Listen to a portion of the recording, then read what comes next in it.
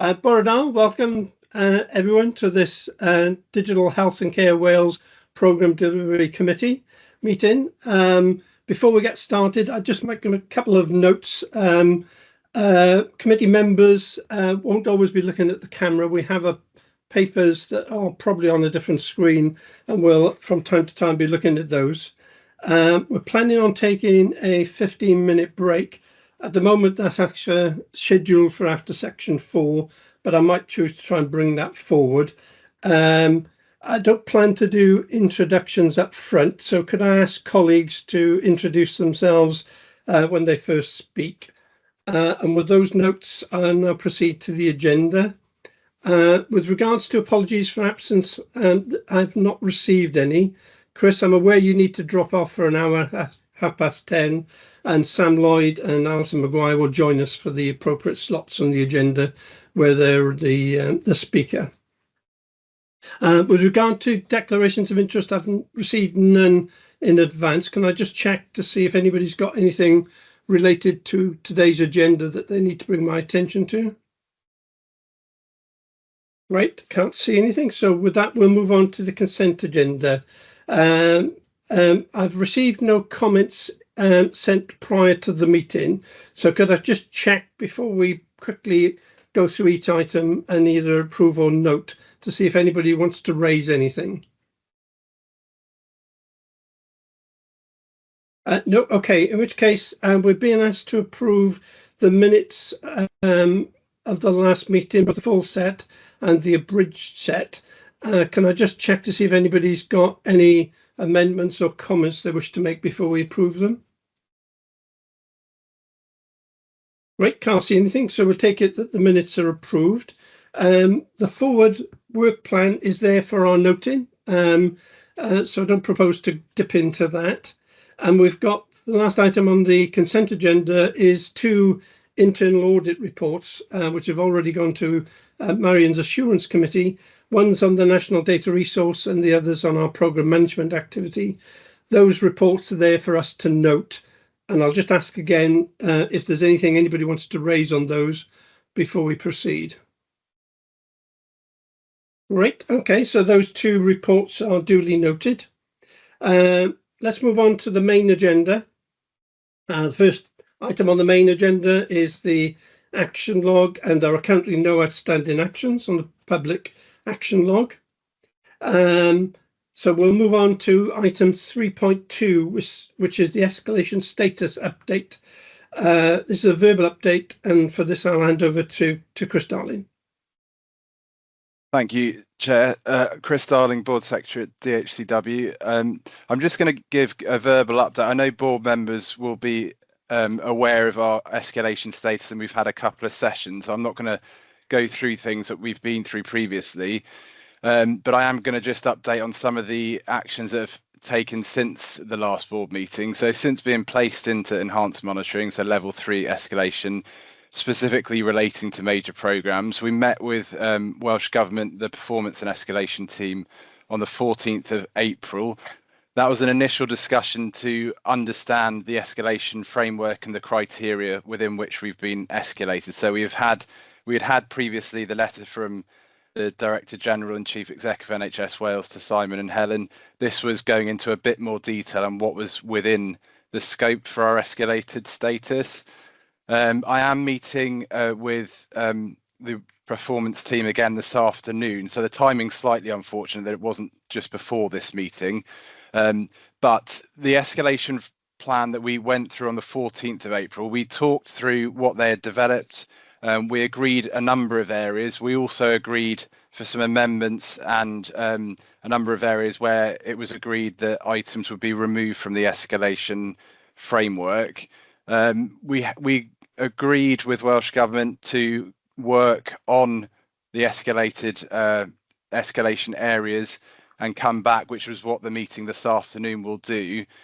So I've been working with Evan, Michelle and others within DHCW to try and put together an enhanced monitoring plan around the areas that we've been escalated for, being really clear on key milestones and outputs for discussion with Welsh Government to try and agree that as a plan. And once that's agreed, that's what we work towards over the next 6-12 months to evidence if we're making the improvements necessary to be de-escalated. We will need to demonstrate that we're taking proactive steps to all the areas around escalation. A few areas that on the 14th of April, Welsh Government confirmed. So they confirmed that they would introduce updated governance arrangements, which board members will be aware relates to the DDAT, the Data, Digital and Technology Governance Review that had previously been undertaken. So they're going to implement the DDAT governance framework in part to help oversee our escalation status, or as a mechanism for us to be able to feed back through that system. And the first DDAT leadership board is scheduled to take place Thursday next week. The substructure below that hasn't been confirmed, but we are working with Welsh Government, and we know the leadership board has been set for next week. The other area Welsh Government confirmed was that there would be external digital support that they would bring in to aid the process. A number of areas of responsibilities from a DHCW perspective. They expect an SRO to be appointed to oversee the escalation process. They've asked that we ensure the board have clear ownership and a clear structure and plan to oversee the escalation process. They want us to produce an enhanced monitoring plan in response to the areas of concern. That's the plan I've been working on that we'll discuss with Welsh Government this afternoon. They want to see regular updates in terms of progress against the plan, and they want clear assurance mechanisms, both internal within DHCW and to Welsh Government, on how we're tracking progress. In terms of the areas, and the reason this is verbal is just because nothing's been finalised and confirmed. But I will just go through the areas that we're working to in terms of what's in scope for our escalation status. So national target architecture as a programme, and the development and design of the NHS Wales app, DSPP, and some of the milestones relating to DSPP, connecting care and the milestones as we work up the business case for connecting care. The NDR is included. The 2 diagnostics programs, which Alison will be giving an update after this item on, are included. Primary care services in terms of the migration to the single system supplier, digital medicines, intensive care, and committee members will be aware of the actions that have taken place around intensive care over the last 12 months or so, and the cancer informatics program. So those are areas that have been very explicitly included within the escalation framework. In terms of de-escalation criteria, they've also started to set that out, which we're just building on. So they want clear agreed delivery milestones. They want confirmation of the program management approach that's being taken. They want to see regular progress against the recommendations from the stakeholder survey. There was the independent stakeholder survey that was undertaken and presented to board in terms of the actions last autumn. So those are the areas that we're working towards. Clearly, we raise this today because the remit of the Programmes Delivery Committee on behalf of the board provides oversight and assurance of portfolio and programme delivery, and the major programmes that they've referenced within the escalation areas are very much within the scope of this committee. So there's a committee development session in 2 weeks' time for this committee. I'm very much hoping that at that point we'll have quite a clear plan in terms of what is in the scope and what Welsh Government have agreed in terms of escalation criteria and a enhanced monitoring improvement plan. And we'll be able to then get into a bit of detail around how the committee ensures oversight of the areas that have been escalated. They're all things that come through EVAN's routine reporting, but it might be that we just want to pull through and be very explicit around the milestones and things that we need to achieve over the next 6 to 12 months and just agree how that's reported through this committee. So David, I'll pause there. Happy to take questions. It is work in progress, and as I say, nothing's finalised yet, but hopefully this afternoon we'll get a bit more clarity. Okay, thank you for that update, Chris. I can see a number of hands, so let's go to Ruth first. Thanks for that update, Chris. I've got two questions. One is around, obviously, the additional external IT support or digital support. What's the timeline for that? When can we expect to be engaging with somebody? I don't suppose we've got any idea of who they would be. And second question is, how are we making sure that all of this aligns with other stuff that we're being asked to do? So I'm thinking particularly about the fact that some of us were at the Ministerial Advisory Group report event earlier in the week, and there were some very clear assumptions in there about DHCW's strategy for things across the whole of Wales and how things should be delivered and major programmes and things like that. So how are we joining all of that up? Because I just worry we're at risk of proceeding in one way to answer the escalation status, yet we're being directed in another way by other things that Welsh Government have committed to elsewhere. So it would be good to understand how we align all of that. Thank you. Yeah, thank you, Ruth. I'll take your first question first. So the external support is being commissioned through Welsh Government. We don't know who that is, and we don't know the extent to which they will be supporting Welsh Government and advising that side, and how much they will get involved with DHCW and interface with us on the arrangement. So that's still to be confirmed. We have asked the question. I think a couple of weeks ago they were looking to go out to tender. So I guess we just have to wait until that process runs and we're informed as to who they've appointed and the level of input that they'll be provided.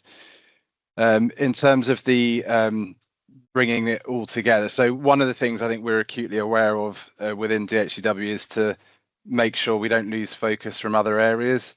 So we signed off our IMTP 6 weeks or so ago, which for the first time had a remit letter in directing us in terms of our priorities for the forthcoming year.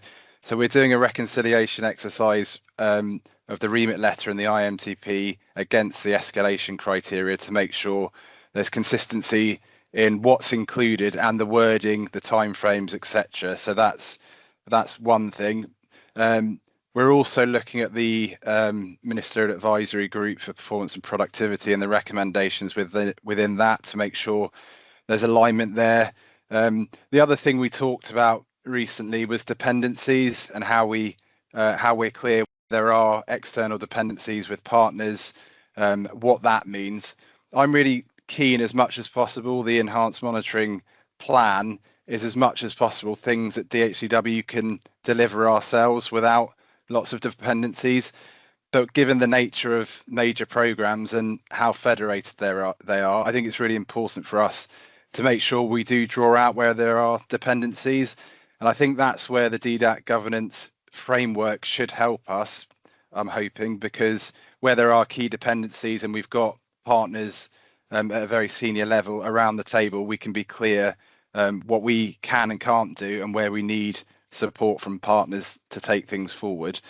So it's a reconciliation, Ruth, that we're working through at the moment in terms of making sure, particularly the IMTP remit letter being a first for us this year, we want to make sure all that's incorporated into the escalation framework. Okay, thank you, Chris. It would be good to understand the timeline on reconciliation. So if we could come to that at some point, either in one of the supplementary answers or when Even speaks. Let's bring Rowan in. Thank you, David. So for those who might be watching the video, I'm one of the independent members of the board, and I have the honour of chairing the Digital Governance and Safety subcommittee of the board. Chris, that was a really helpful summary, firstly, so thank you for that. And I think it's important to say actually how well I think the group is responding to this challenge. Actually, I think we have a very strong shared ambition with Welsh Government. We are absolutely wanting to see all of these programmes delivered at pace and at quality. And you're talking to that federated point, Chris, for the federated governance to be operating across Wales, so that all of the digital health professionals who are working hard across the Welsh NHS can deliver for the patients of Wales. So, with that, from that perspective, I would encourage us to also find a way of recording some of the blocks that make us less efficient at doing that, because for me, this opportunity, and I do think it's an opportunity of being in enhanced monitoring, is an opportunity for everyone to get better at doing this. So you talked a lot about milestones and all of the other help, but I think it would be useful to hold a bit of a mirror up and shine a light on some of the blocks that sometimes the system may be inadvertently creating or encountering in delivering these really critical projects at pace. So that's just something I'd like you to think about, in designing that framework. Thank you for that contribution, Rowan. Let's bring Evan in. Thanks. Evan Evans, the Director of Strategy at Digital Health and Care Wales. So I think this is the only forum in which there's a public discussion about how major programmes across the NHS in Wales are run, even though obviously local health boards have got a very, very important role, and so has Welsh Government also got a very, very important role. So I'm just going to expand a little bit, I think, and just pick out a few things from the government perspective. That the Cabinet Secretary has spoken on the floor of the Senedd about the escalation for DHCW, so it's clearly taken a direct and personal interest in it, which I think is very welcome. And he also covered it in a speech that he gave to the collective executive teams of the NHS in Wales, I think on the 7th of April, about 3 or 4 weeks ago. And in both those fora, he was really clear that it's not the whole of DHCW which has been escalated. It's major programmes specifically that have been escalated, and that they've been escalated because major programmes, because digital is really important to the NHS, and he has a clear ambition, which we saw in the Ministerial Advisory Group that was mentioned just now, yesterday, but that there are concerns about the way that major programmes are working at the moment because of their inherent complexity and the complex interrelationship between government, DHCW, and all of the local health board partners. And I think he's been at pains to emphasise that that is an escalation of DHCW, because who else could you escalate to address that, because of our central role in it, but that it is something that he's been particularly clear on Welsh Government providing support to DHCW, but I think also in the speech that he gave to the executive teams across the NHS, the expectation that health boards also would support the resolution of some of the issues that we've seen on major programmes. So I think that's really welcome, and that is a recognition of the importance of major programmes across the system, and a lot of the lessons that we have learned over the last year and a half. And I think a lot of those lessons have been brought out into the open because of the changes that we made to the governance, including this committee, over the last 18 months, and the way that we've stepped up the reporting that we make to government, so that governments become more aware of that. We are working through with government, and Chris gave a list, and it's a long list, and it covers nearly all of the programmes.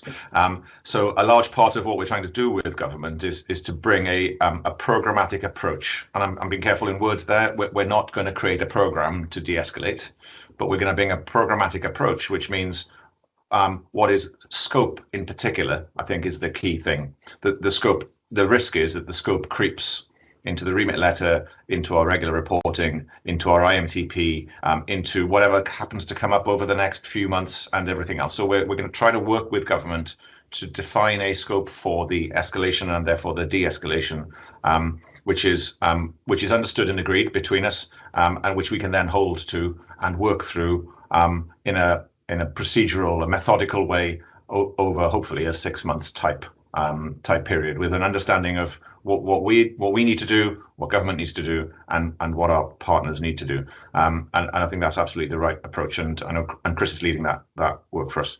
And then finally, I think for us in DHCW, I think my recommendation to the committee is that we should have confidence in the governance and the processes that we've established. So the PDC is new, the Portfolio Management Board is new, the program structures and the delivery assurance ratings and the standard highlight reports that we have is new. All these new in the last 18 months, the consistency that we brought to program boards, the way that we report in public.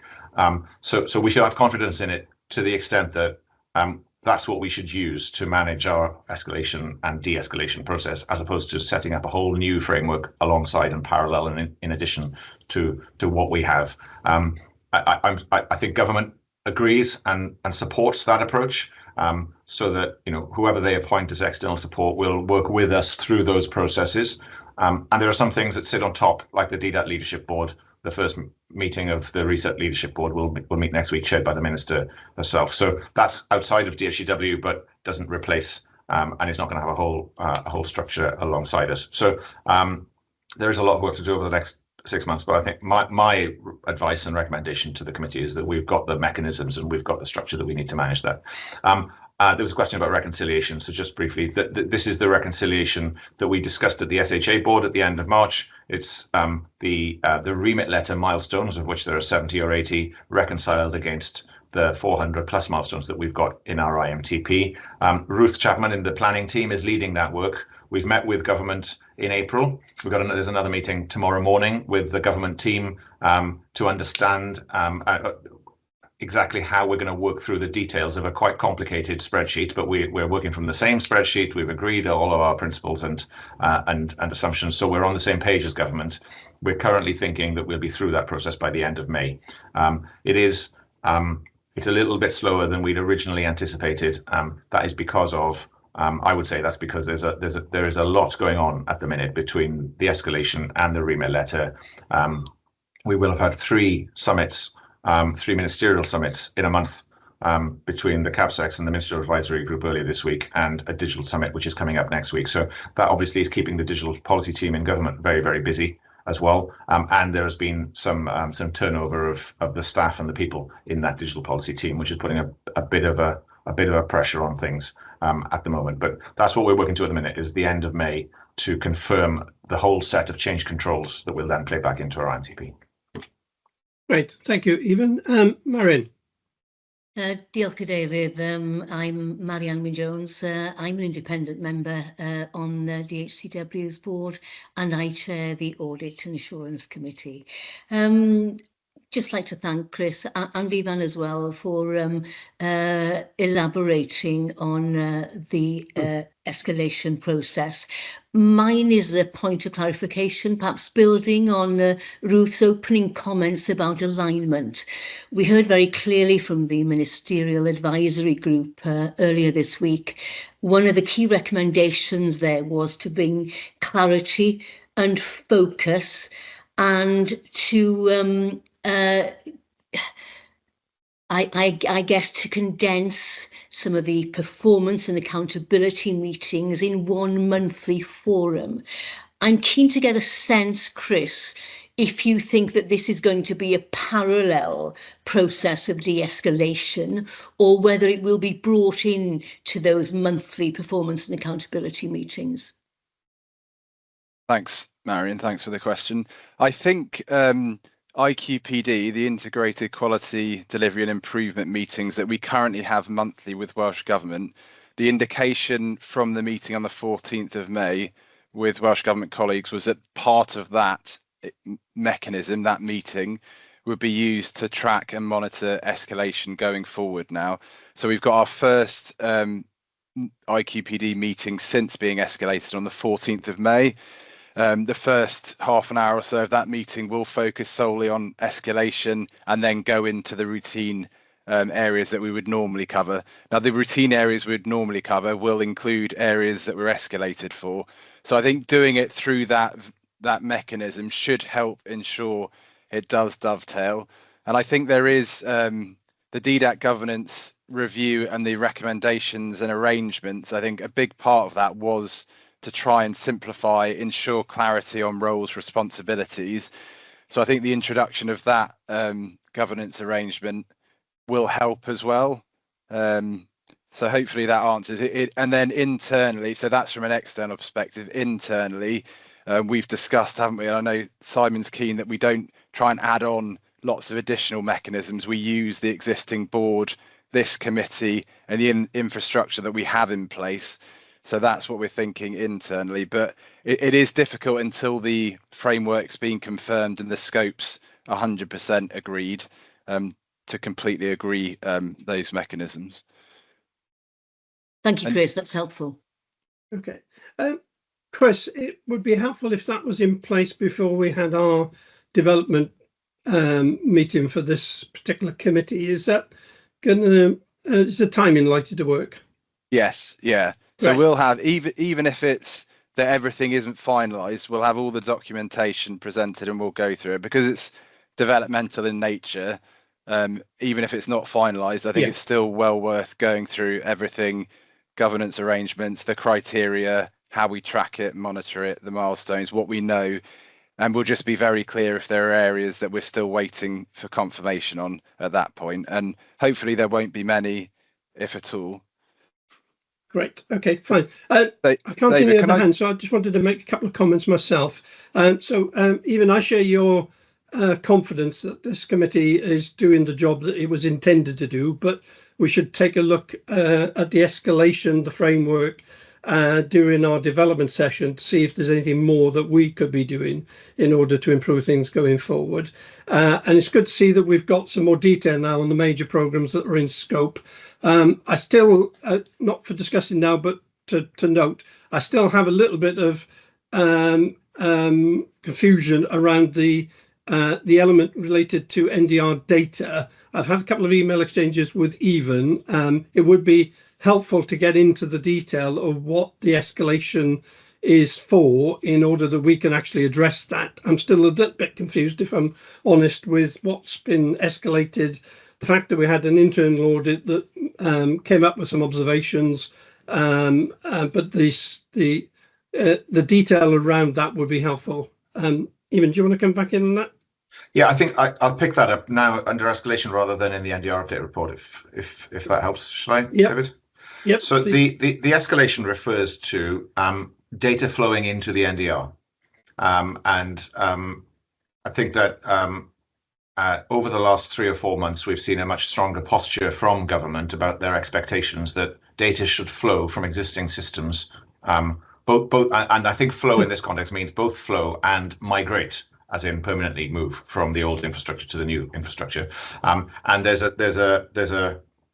an absolutely power-packed sentence in our remit letter at the end of the section on the NDR, in which it says that one of the actions that Welsh Government will take will be to direct health boards to flow data to the National Data Resource.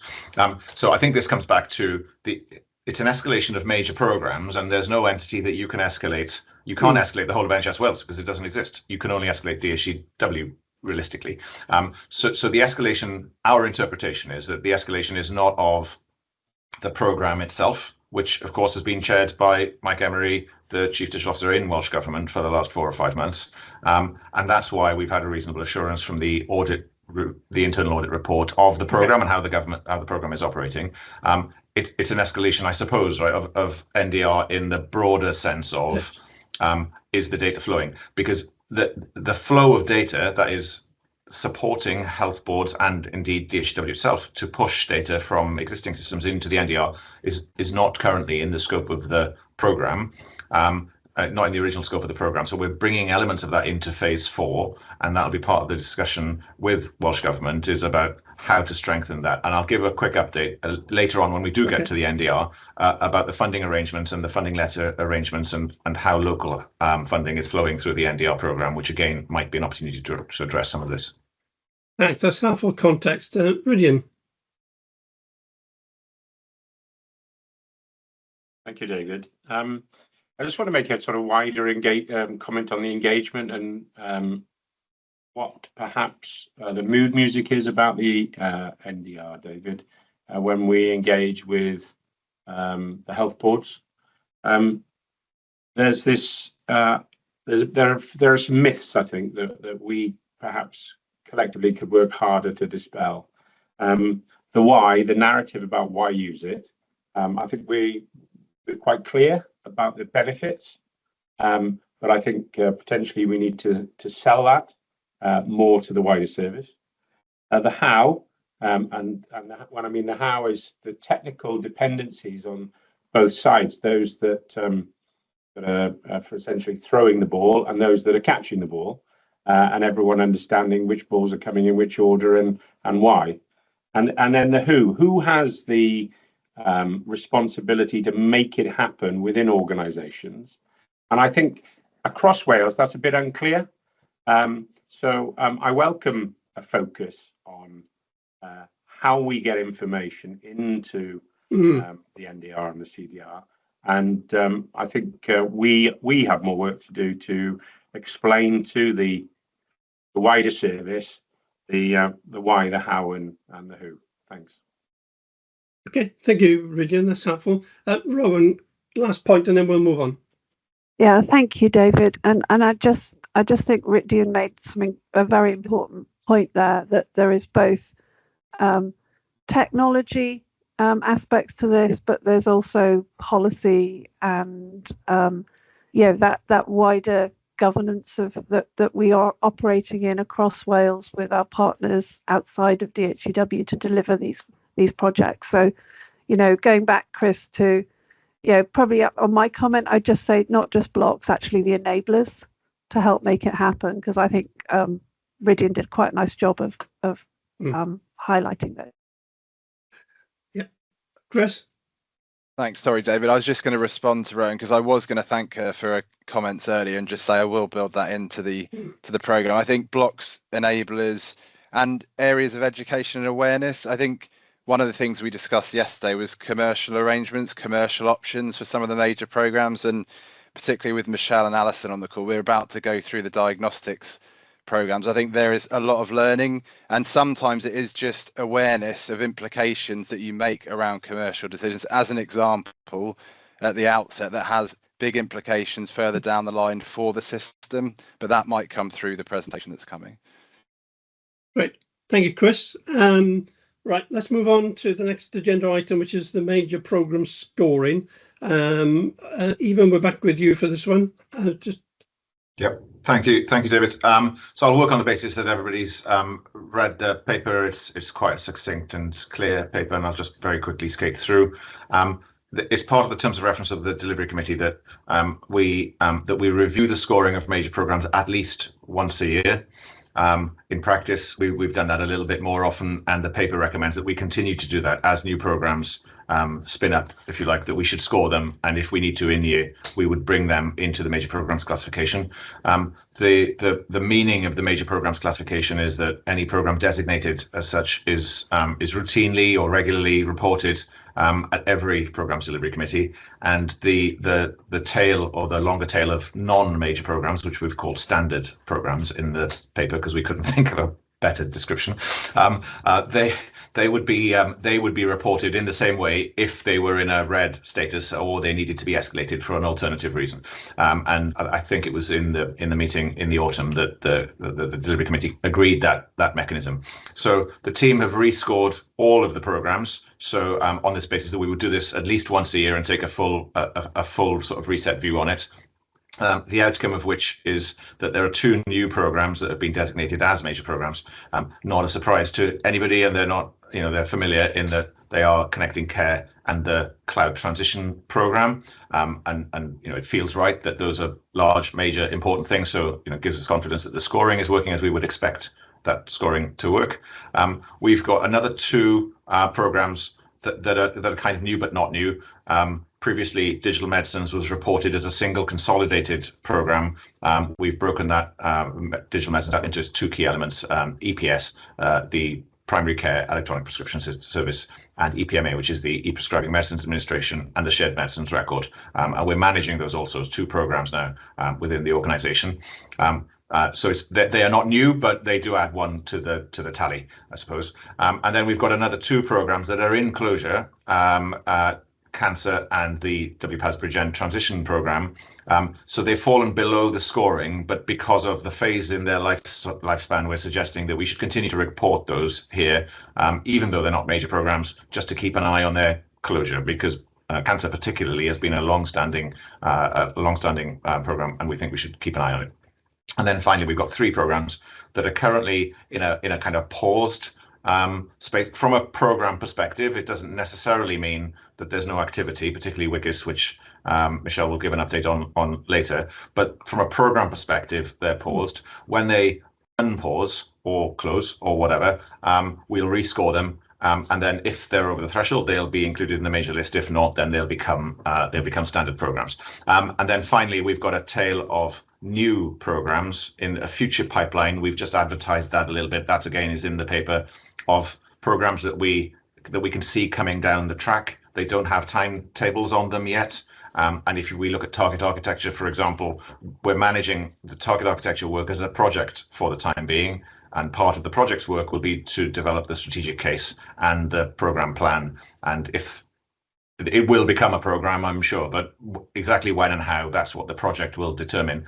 When it does become a program, whenever that is, we're not going to wait 12 months from now. Whenever that is, we'll rescore and do the same for the other 3 that are in that category. So hopefully it's a clear, informative paper. I welcome any questions or comments from members. Thanks for that summary, Ewan. Any questions? Anybody got any comments on the paper or questions?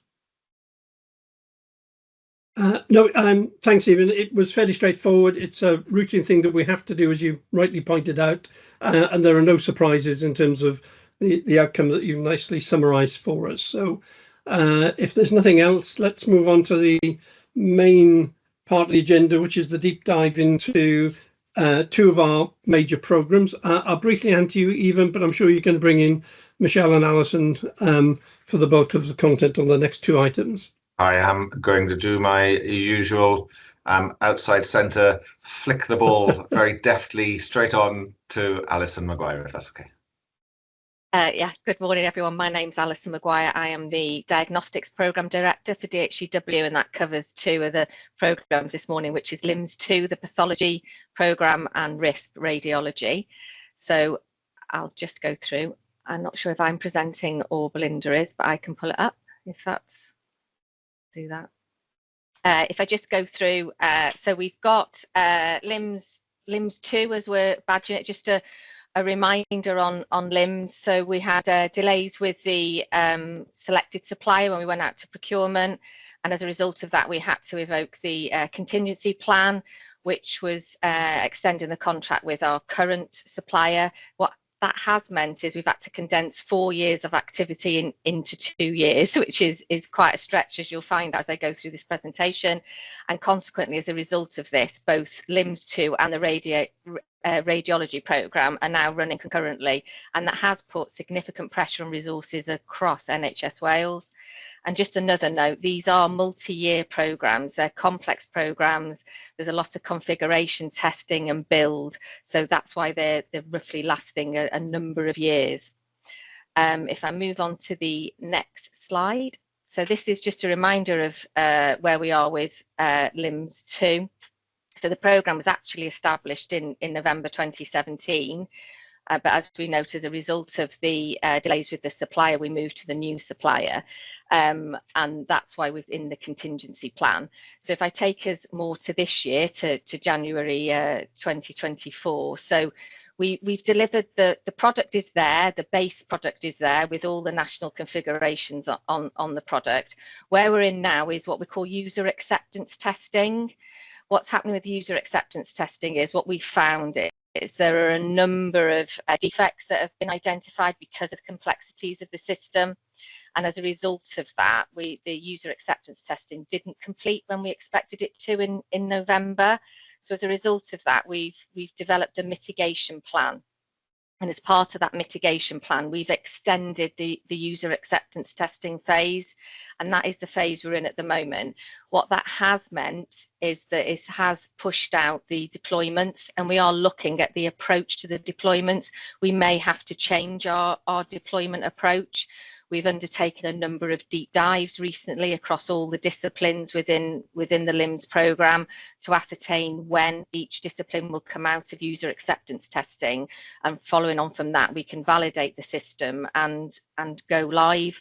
So we're in a state now where we're working with the health boards on that mitigation plan, working on the timelines. The intention is that we commence the go lives in the summer and we complete at the end of the year, as the contract is due to expire at the end of the year, and there are a number of other challenges. We're on old hardware, so as a result of that we would have to upgrade the hardware if we moved into next year. So the focus is on getting off the legacy LIMS system and onto the new LIMS system at the end of this year. I'm just going to move on to some of the benefits. So because this is a recovery plan or a rescue mission, as we're calling it, not all the benefits that were in the outline business case will be achieved, but we will achieve a number of benefits. And we're working with the health boards as well, because the health boards have identified some new benefits that we may be able to realise. So we're working very closely with the health boards in terms of what those benefits are, but some of them we won't be realising as a result of the rescue mission, but we will still achieve a number of the benefits that we identified in the business case and a number of additional benefits. In terms of the deployment timeline, as discussed, just to cover, we have made remarkable progress. So condensing a 4-year timeline into 2 years. So the product is there. The infrastructure is all there. All the national integrations are in place. At the moment, as we said, we're going through the user acceptance phase. This will also be the first time that the blood transfusion discipline will be deployed nationally. So at the moment, all the health boards have got individual legacy LIMS system that they're running their blood transfusion service on. We'll be bringing those onto the new LIMS system. So we'll have a national blood transfusion system. Again, that adds a level of complexity. Blood transfusion is a highly complex area, highly regulated. On top of the blood transfusion, there's also a product called a blood tracking product that be coming on as well. And again, that will be the first time that we will have deployed those two products jointly together in the LIMS system across Wales. Swansea Bay are live with blood transfusion on LIMS 1 at the moment, but the rest of the health boards are all on their legacy systems. So that does add another level of complexity to the deployment. But as you can see, we've got the deployment schedule there. Now, health boards have raised concerns around the mitigation plan that we've put in place because of the user acceptance testing, and we're in a process, as I mentioned earlier, of refining that plan. So we're carrying out the deep dives, and we're just collating all that information from the deep dives, and we're actually playing it back to the health boards later on this morning to work through what the deployment schedule would look like. So this most likely will change dependent on the outcome of the deep dives and what the service and the health boards how they'd like to implement. But I'd just like to know, like I say, the environments are there, the solution's built and it's configured. It's just refining it now through the user acceptance testing. What we found during the user acceptance testing, because it is a brand new product, it is very different from the product that we're running now, that actually ourselves and the service are learning this product during user acceptance testing. And that's why we found so many challenges, because the product InterSystems, the company, are changing the product when we require, but they can't change all of it. It's now a global product. The LIMS 1 system has been highly bespoke for Wales. We've got a lot of what we're calling client-specific routines, but the new product is a global product. So changes that go into the product globally. There's not a separate solution for Wales. It's a global product. So the supplier to deliver that, it has taken longer to deliver some of the changes we've asked for. And that's why we're sort of in this, partly why we're in the situation we're in, that with UAT taking longer, because we're finding things that we need to change on the product, and configuration has had to change as a result of that. I'm just going to the last highlight report. So because of the delays in UAT, the last highlight report we're at amber red status, but we're, as we said, we're continuing to UAT the product. We're continuing to make refinements with the configuration. Testing's continuing. We've started doing training, super user training, and we're continuing with data migration. So data migration is a big element of this program. Again, it's complex. There's an awful lot of data, blood transfusion data. We're having to take across data that in some cases is over 40 years old. So you can imagine what that's like, trying to take that data across, quality assure that data and check it.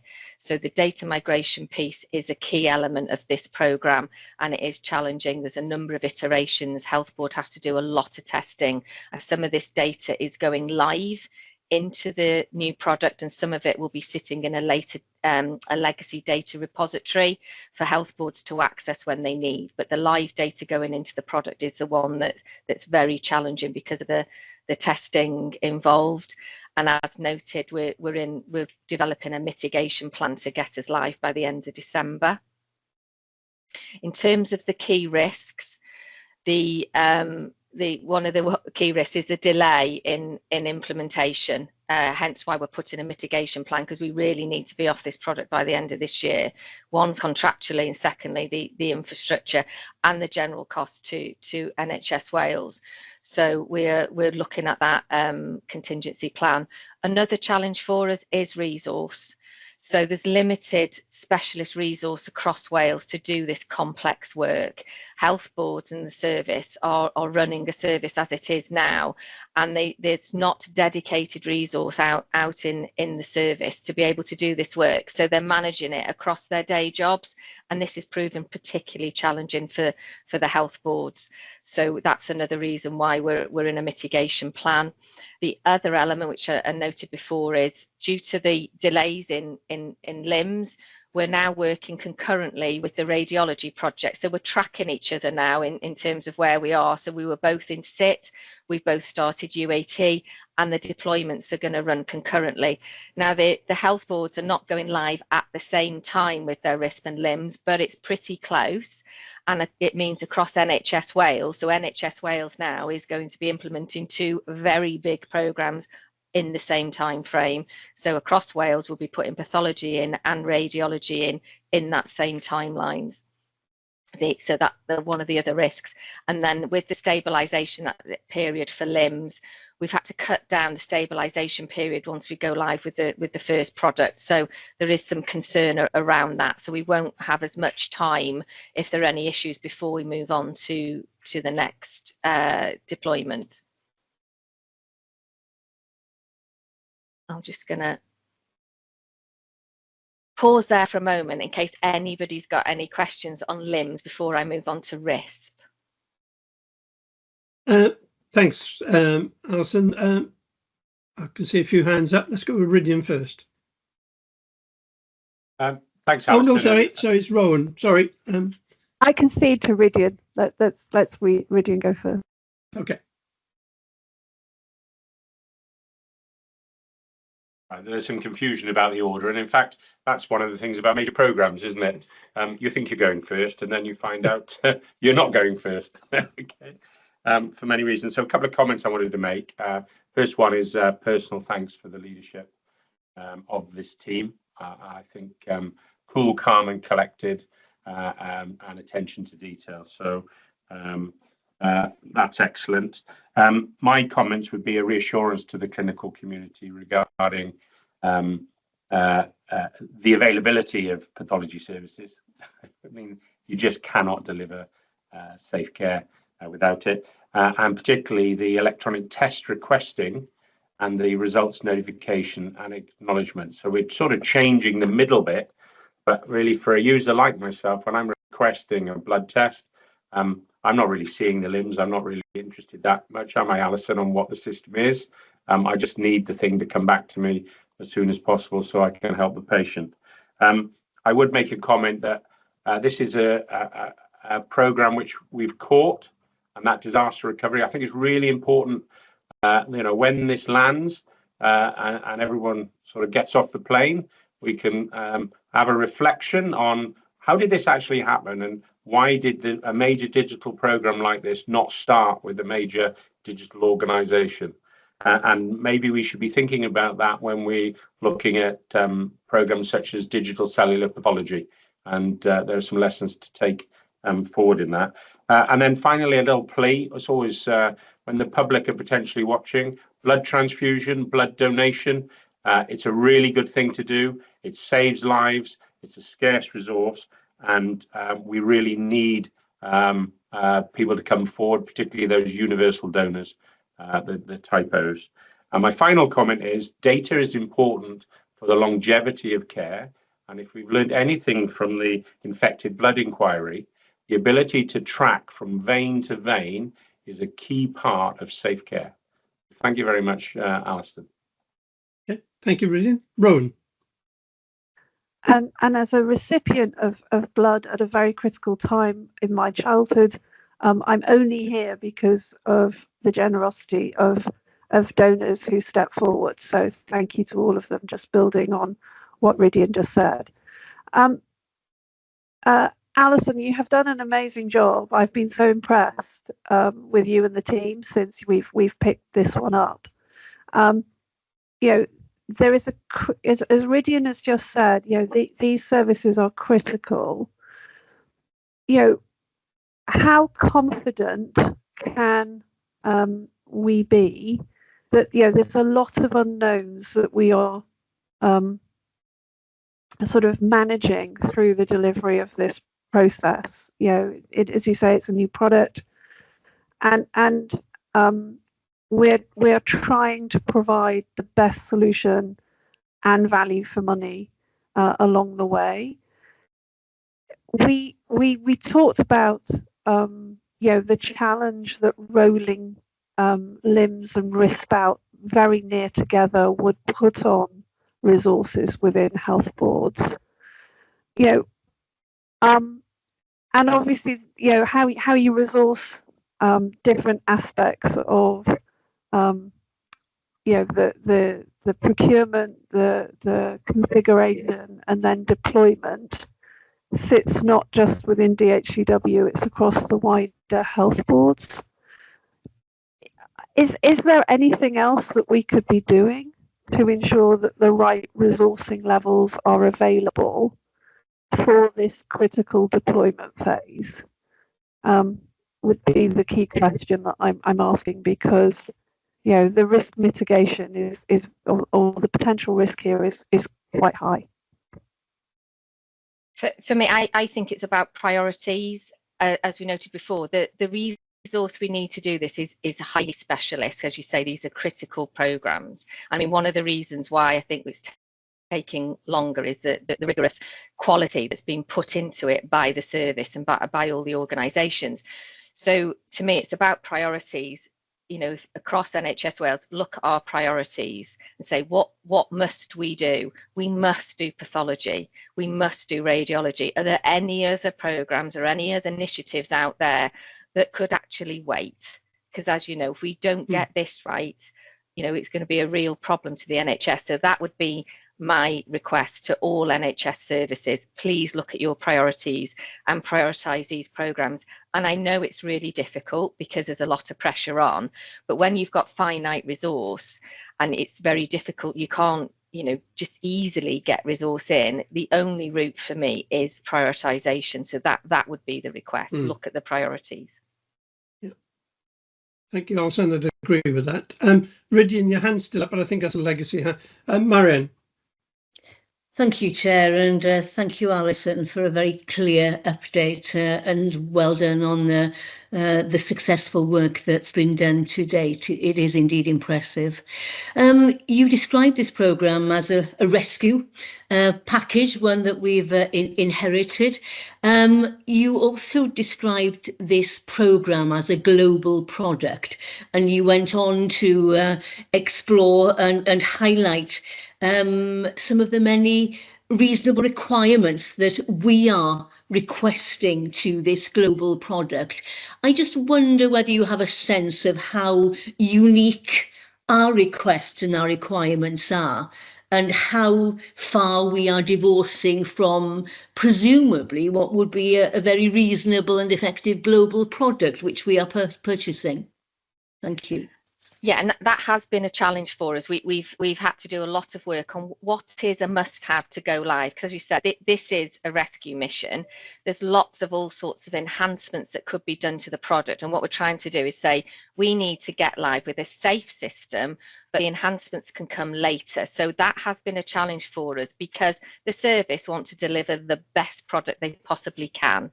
And it's been a difficult one, trying to just say this is what we actually need, and this would be something that would be nice to have later. So we have knocked back on a number of requests, and we are in negotiations with the service to say, do you really need this to go live? Because otherwise, we could continue refining this product. So we're working on that. There's been quite a lot of that, and that's been challenging, pushing back. In terms of the actual product, I think Wales is actually very sophisticated in its pathology service, because we've been running a national product for 10 years. That isn't happening anywhere else in the UK. We're the only one that's got one system. So we're quite a heavy user of the InterSystems product, and in the UK it's in another number of English trusts, but they're a lot smaller than us. So some of the things we're asking for, our supplier have gone, that's actually a good idea, because not everyone's using the depth and breadth of the functionality that Wales are, because we are pretty sophisticated in this area. But yeah, we do ask for some unique things, and the supplier has pushed back on that because we can't heavily bespoke it. But it's been really difficult having those conversations with the service around what's available now and what can we wait for. Thanks, Alison. Ian. Thanks. Yeah, I just wanted to comment on that, and I think I said in the last meeting that when we often hark back to COVID and the pressure and the sort of crisis context there that drove certain changes in behaviours and a willingness to accept more standardised approaches, I suppose, and we're seeing that to some degree here. And like Rydian, I've really wanted to acknowledge the leadership that's coming from Alison, but also alongside that, under a very compressed timetable, the way that this collaborative program, despite all the challenges and issues that we see, it is managing to negotiate compromises and collective positions on things. I think that the wider trend is, if you look at what you can do with commercial off-the-shelf software, which is what we always say we want, you can customize it, you can configure it, or you can personalize it. The personalizing is what the user does for each user individually in the front end.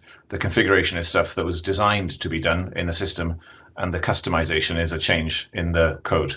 And historically, we've done a lot of customization, and I think that's been partly driven by the specification-based procurement approach that we have, where we go out before even looking at the systems to ask what people want in an ideal world, and then we try to bend the systems out of shape. And the best of breed strategy that we've had for the last 15 to 20 years has also encouraged that. I think what we're seeing is a shift away from that, as partly because we're becoming more intelligent customers, and I think there's a wider understanding of the consequences of customization. You put yourself down a dead end, really, in terms of releases, and you make things very complex to manage.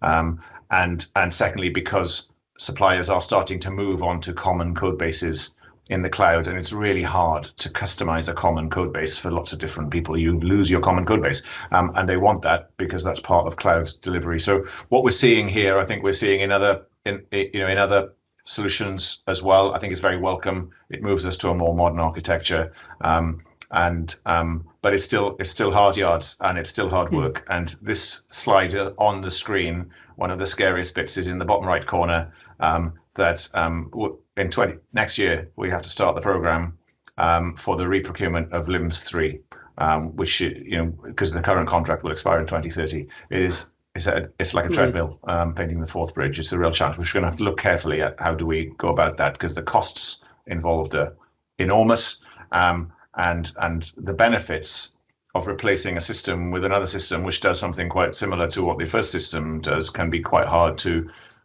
identify as the contractual cycle that is driving the replacement rather than massive value opportunities. So we've got some really deep head scratching, but for now we just focus on getting through the next 6 to 9 months. Agreed, Evan. I'll take a couple more questions before we go back to Alison for RISP. First from Michelle. Thank you, Chair. So Michelle, I'm the Director of Programmes and Engagement for DHCW. I just wanted to pick up a nice little intro from Evan there actually after I put my hand up about the commercial position as well. So fantastic team, and it's very much a team delivery led by Alison. But part of that team is the strategic relationship with the supplier. So InterSystems are the supplier in this situation. They've been part of this rescue mission with us. They are a partner that we've worked with successfully in Wales now for 10 years. As Alison said, we had challenges in the beginning. I think we'd all accept that. But actually the fact that we've worked closely together, they've also committed at a strategic level to support Wales and to support this very expedited programme. So I wanted to recognise that, and I think this is a contract that DHCW manages on behalf of the whole of Wales, which has allowed us to manage that relationship effectively, both from a contractual and a relationship perspective. So we have regular meetings with InterSystems, and what we're really hoping is that having got through this process and implemented what is their new product in Wales, it will unlock other opportunities. And I think that idea of that strategic commercial partnership is something we're really keen to explore as we move forward. As Evan said, you don't really want to replace these systems on a regular basis. There's a significant impact on the service, and they are kind of core foundational solutions. So that's something we definitely want to work on now as we move forward. Thanks, Michelle. And Rowan. Just one last comment very quickly, David, bringing out what Evan said. This tension between customizing solutions and the consequence on other major activities for Wales, like the national target architecture. You can, of course, integrate almost any system and make it work together, but not always with the same degree of security by design, open standards, and guaranteeing future optionality. So I think it's just important to say the unintended consequences that, of course, clinicians shouldn't care about that, and I don't expect them to care about that, but we do have to take that into account. So just recording that as that's one of the things that we're also in enhanced monitoring for. Thank you, Rowan. Simon. Question. So who sets the contract length rules? Is that Welsh Government or is it UK government procurement rules? So who would have the ability to say you can have a contract longer than 5 years?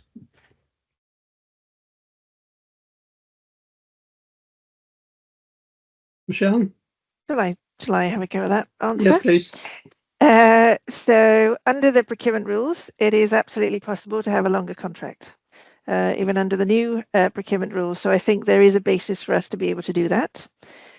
In this particular scenario, this was a business case and a decision that was made between the service and Welsh Government. So my suggestion would be, moving forward, that we create the case for longer relationships. It's possible. There are risks in that type of situation. Obviously, you need to think very carefully about the partner that you select. You need to understand their future direction of travel. You need to understand that you can align your objectives and that you can work successfully over a longer period. And sometimes there are clearly benefits in being able to terminate contracts and introduce competition and move suppliers. So I think it's about balance and it's about the marketplace that we're shopping in.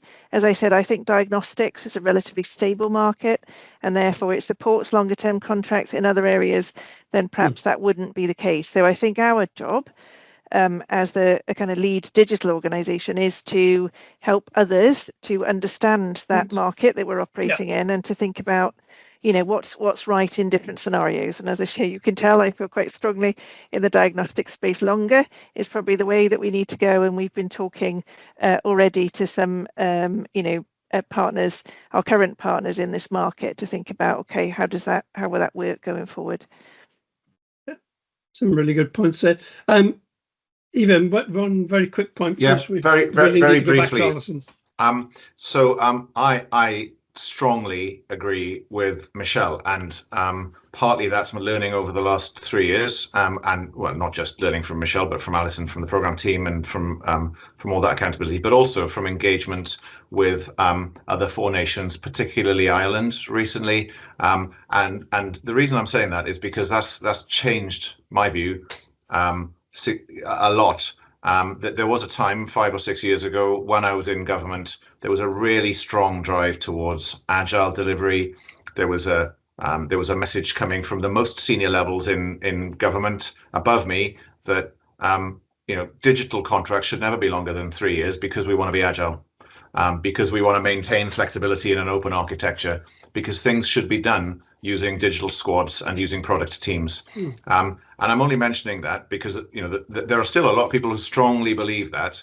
And for us as an organization, we need to make very intelligent, carefully considered choices about when we work in that way. So in some areas, we do absolutely need to be product and agile and have in-house code and have a high degree of flexibility. But in other areas of the digital landscape we have across Wales, that does not make sense. In fact, that's not it's just not viable to work in that way in some areas, and diagnostics would be one of them. And I think we've got to be very careful about how we help people to understand the variation that there is across the digital landscape and the digital architecture in Wales. So I've changed. I'm a convert. I've taken advice from people who know a lot better than me. 2 of them are on this screen right now. But it is something that we constantly need to think about very carefully, and we do that by working with colleagues across the 5 nations. In fact, so it's the UK and Ireland, and internationally and in other places. But I think it's a really important point that Michelle's made. Okay, thanks. Alison, back to you for RISP now, please. Okay, thank you. So moving on to RISP, that again, RISP was commenced in the NHS Collaborative in 2019. Again, it was moved across to DHCW in January 2023. The preferred supplier, Philips, and this procurement was a first for Wales in the service requested an integrated radiology information management system and the picture archiving system. So we haven't done that before in Wales. They're 2 separate products with some integration, but not the level of integration that the service wanted. They were looking for one product that did both. That doesn't exist, so there's the integration. So Philips are the supplier, and they have a partner in there to deliver the radiology information management system because they don't have that product, and that's a company called Soliton. So Philips, it's a first for Philips, this level of integration and this size of implementation. So we're their biggest implementation at the moment across Europe. Philips we preferred supplier in January, so we've had a number of challenges with the supplier. They're quite a challenging supplier. It's been some delays in terms of resources and onboarding.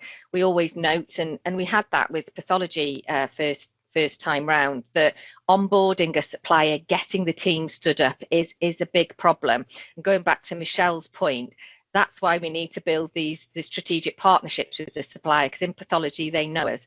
So the supplier have difficulty onboarding their team, getting up to speed, because the way the programs have been structured, and I think this is a lessons learned, is you sign the contract and in the plan the day after you start. But you don't start because the supplier's got to build up their team. They've got to onboard them. They've got to understand Wales. So it's been quite a challenge, and there have been a number of delays. But where we are now is the supplier are working with each one of the health boards. Public Health Wales went live in February, so they're live. They're a very small user of RISP. They don't use the radiology information system. They use the picture archiving system. So it's a very small implementation. The biggest implementation for us would be Betsy Cadwallader Health Board. We've been in what we call system integration testing. We've come out of that now. So that system integration testing is all that integration between us in DHCW and the supplier. They then have their own integration that they're working on. So the supplier are working heavily with the health boards now. So in terms of benefits on on the risk programme. So all the expected benefits have been set out in the full business case. We are reviewing these with the health boards again. This is a new adventure for Wales in terms of having an integrated RIS, as we call it, and PACS, and there are a number of changes, more standardisation, more interoperability across regions. So we're working very closely with the health boards, and if there are any benefits that are identified outside of the business case, we are looking at them. But it's still quite early days because we've only got Public Health Wales live, so we continue to work on that with the health boards.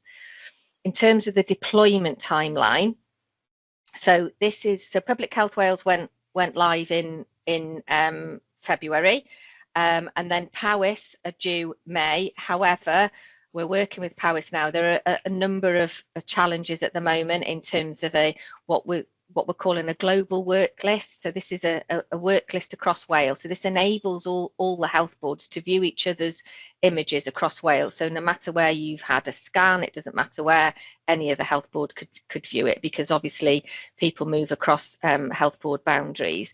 So the PAWIS go live is being revised at the moment, and they're looking to align their go lives with each health board as a result of this. The other thing, as I mentioned before, there have been a number of challenges with the supplier. They found it difficult to onboard a team and get the momentum required to deliver this in Wales. So there has been a number of delays to the programme as a result of the supplier, and we're working with them. There is a risk that the timeline may extend beyond March 2026, depending on this, and that's why we're working closely across all the health boards. And it's just going on about this global work list issue. This is a problem for Wales at the moment. It does mean we're having to review some of the sequencing of the implementations to minimise that impact on the health boards. We're having to ask the legacy supplier to provide some development for us that isn't in their contract. We're also having to ask Philips to provide some development as mitigation that is not in their contract, and health boards are going to have to put some local mitigation in to make sure that they can still see these images across Wales. We're working through that now, but there is a risk in terms of changing some of those go live dates to mitigate that risk. Currently, the last go live is March next year, and that is Cwmtaf Health Board. Going on to our the last assurance highlight report. So the programme's amber red. It's amber red because of some of the changes that we've needed and some of the delays from the supplier. A number of health boards have escalated with the supplier their concern around timelines, condensed timelines. When you've got a limited timeline, what happens is activity gets condensed, it's run in parallel. That adds risks to any project when you're trying to do activity in parallel. I'm just going to pick up on some. Yeah, we're out of SIT now. This is the previous one. So we've completed system integration testing. Betsy Cadwallader Health Board and PAWIS are in the process of commencing their user acceptance testing with the product at the moment. And then the Velindre go live, as we noted, that is due in June, but that is at risk due to the global work list issue. So there's a proposal that's going to be going through to the supplier to move Velindre go live date to enable these developments to be in place for the global work list and not have a minimal impact across Wales on viewing of those images. And we're just working through that with the supplier and the service at the moment. In terms of key risks on risk, again, the global work list that I've mentioned, that is a key risk to the programme, how we manage that, and the development that we're having from the legacy supplier is being noted as a proof of concept. There's a lot of confidence that it will work, but until we see it and test it, there's always those unknowns that it won't, and it won't provide the health boards or the images that they need or how they need them or the frequency of that. That is a big risk for the programme at the moment. And again, similar to LIMS in the implementation timelines, because of the challenges with the global work list and the supplier, there is a risk that we don't meet the timelines. So that that would be a problem in terms of the benefits, but also some health boards are very close to the end of their legacy PACS contracts. And if this pushes out, then health boards may have to look at extending their legacy contracts. There is another issue around modality configuration. So this is one where we're working with the health boards. We hoped it was a national configuration we could do, but looking at it, it's going to be at a local level. So we're working with the health boards and the supplier at the moment to ensure that we have an approach to the modality cutover. And then in terms of engagement and resource, this last slide is just to show the differences between the two programmes. So on LIMS 2, and I think Michelle noted it before, so it's a national contract LIMS that DHCW hold. We have a far greater, we're running the programme as a whole in terms of the contract management and the project management. So we have a much closer control over LIMS 2. On RISP, each health board has their own local contract, so they can make changes to their local contract. What we found is, though, that actually those local changes have an impact across Wales. So although they have got local contracts, changes impact the whole of Wales, and we're finding that now with the global work list. So a health board may want to move their date, but actually they can't move their date without considering the whole of Wales, because it is having an impact. And that has been a key lessons learned for us on this. So we've got two programmes, one with a national contract and one with local contracts. And we're doing a lot of learning, and Michelle's been supporting us on that in terms of, you know, how we look at this and taking those lessons learned forward to future programmes. You know, what do we do next time? So in risk, local contracts, they own their implementation with the supplier. What's happening is we're being brought in more and more to support that, because it's recognised that actually the national approach really does work, and it gives you that, you know, the coverage across and that support with the supplier if you go in nationally. So even though they're local, the health boards are more and more coming to the realisation that actually this national approach is critical. So that has been a key lessons learned for us. And the other key is we don't do these programmes in isolation. The collaboration that is needed across NHS Wales is significant, and we're pushing NHS Wales resources to deliver both these programmes in these timelines. So all the resources across DHCW, across NHS Wales as a whole, are stretched to get these programmes over the line. And that's why I go back to, we really do need to look at our priorities and prioritise programmes like this to get them over the line. And then, you know, we can say, tick, we've done that, and start on the next procurement. No, I don't want to do that, by the way. But we've because people are tired as well. They are tired. You know, it takes a lot of effort to get these over the line. So there is fatigue in the system because there's a lot of work to do. Thank you, Alison. Any questions on RISP? Simon?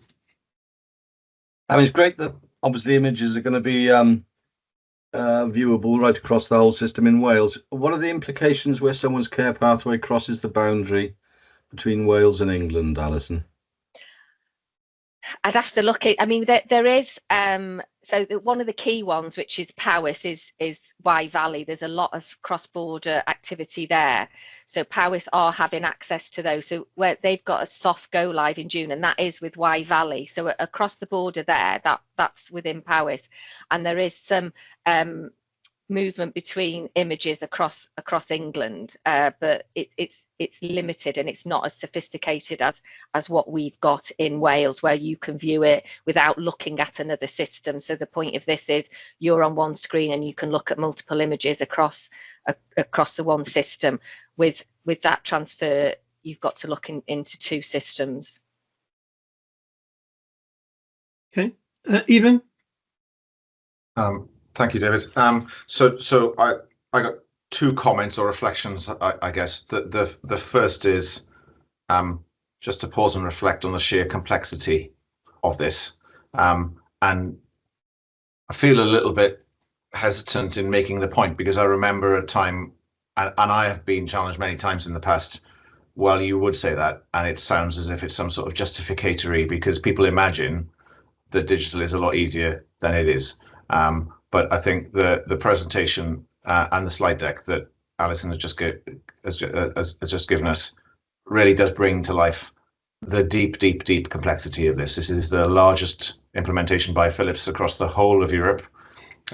We've gone into some real detail there about why it's so difficult to do these things, and I wish that I could encourage hundreds, thousands of people across the NHS to see this, because people think that you can buy digital things and simply turn them on and deploy them, and you absolutely can't. And the effort that goes into it is huge.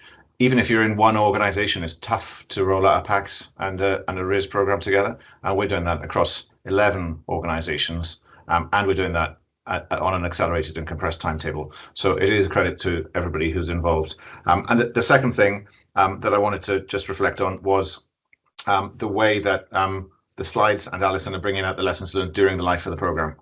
Usually in programme discipline, you do that as a kind of retrospective at the end, and you look back and it's part of the programme closure discipline, and it will be for these programmes as it is for all of our programmes. But bringing those lessons out and having a discussion about them while they're still live and very real and very tangible, I think is a very, very effective way of doing this. And I think it's something that we will look at. I can see Michelle nodding. Also, obviously Alison as well is part of the senior team across the programmes discipline in DHCW.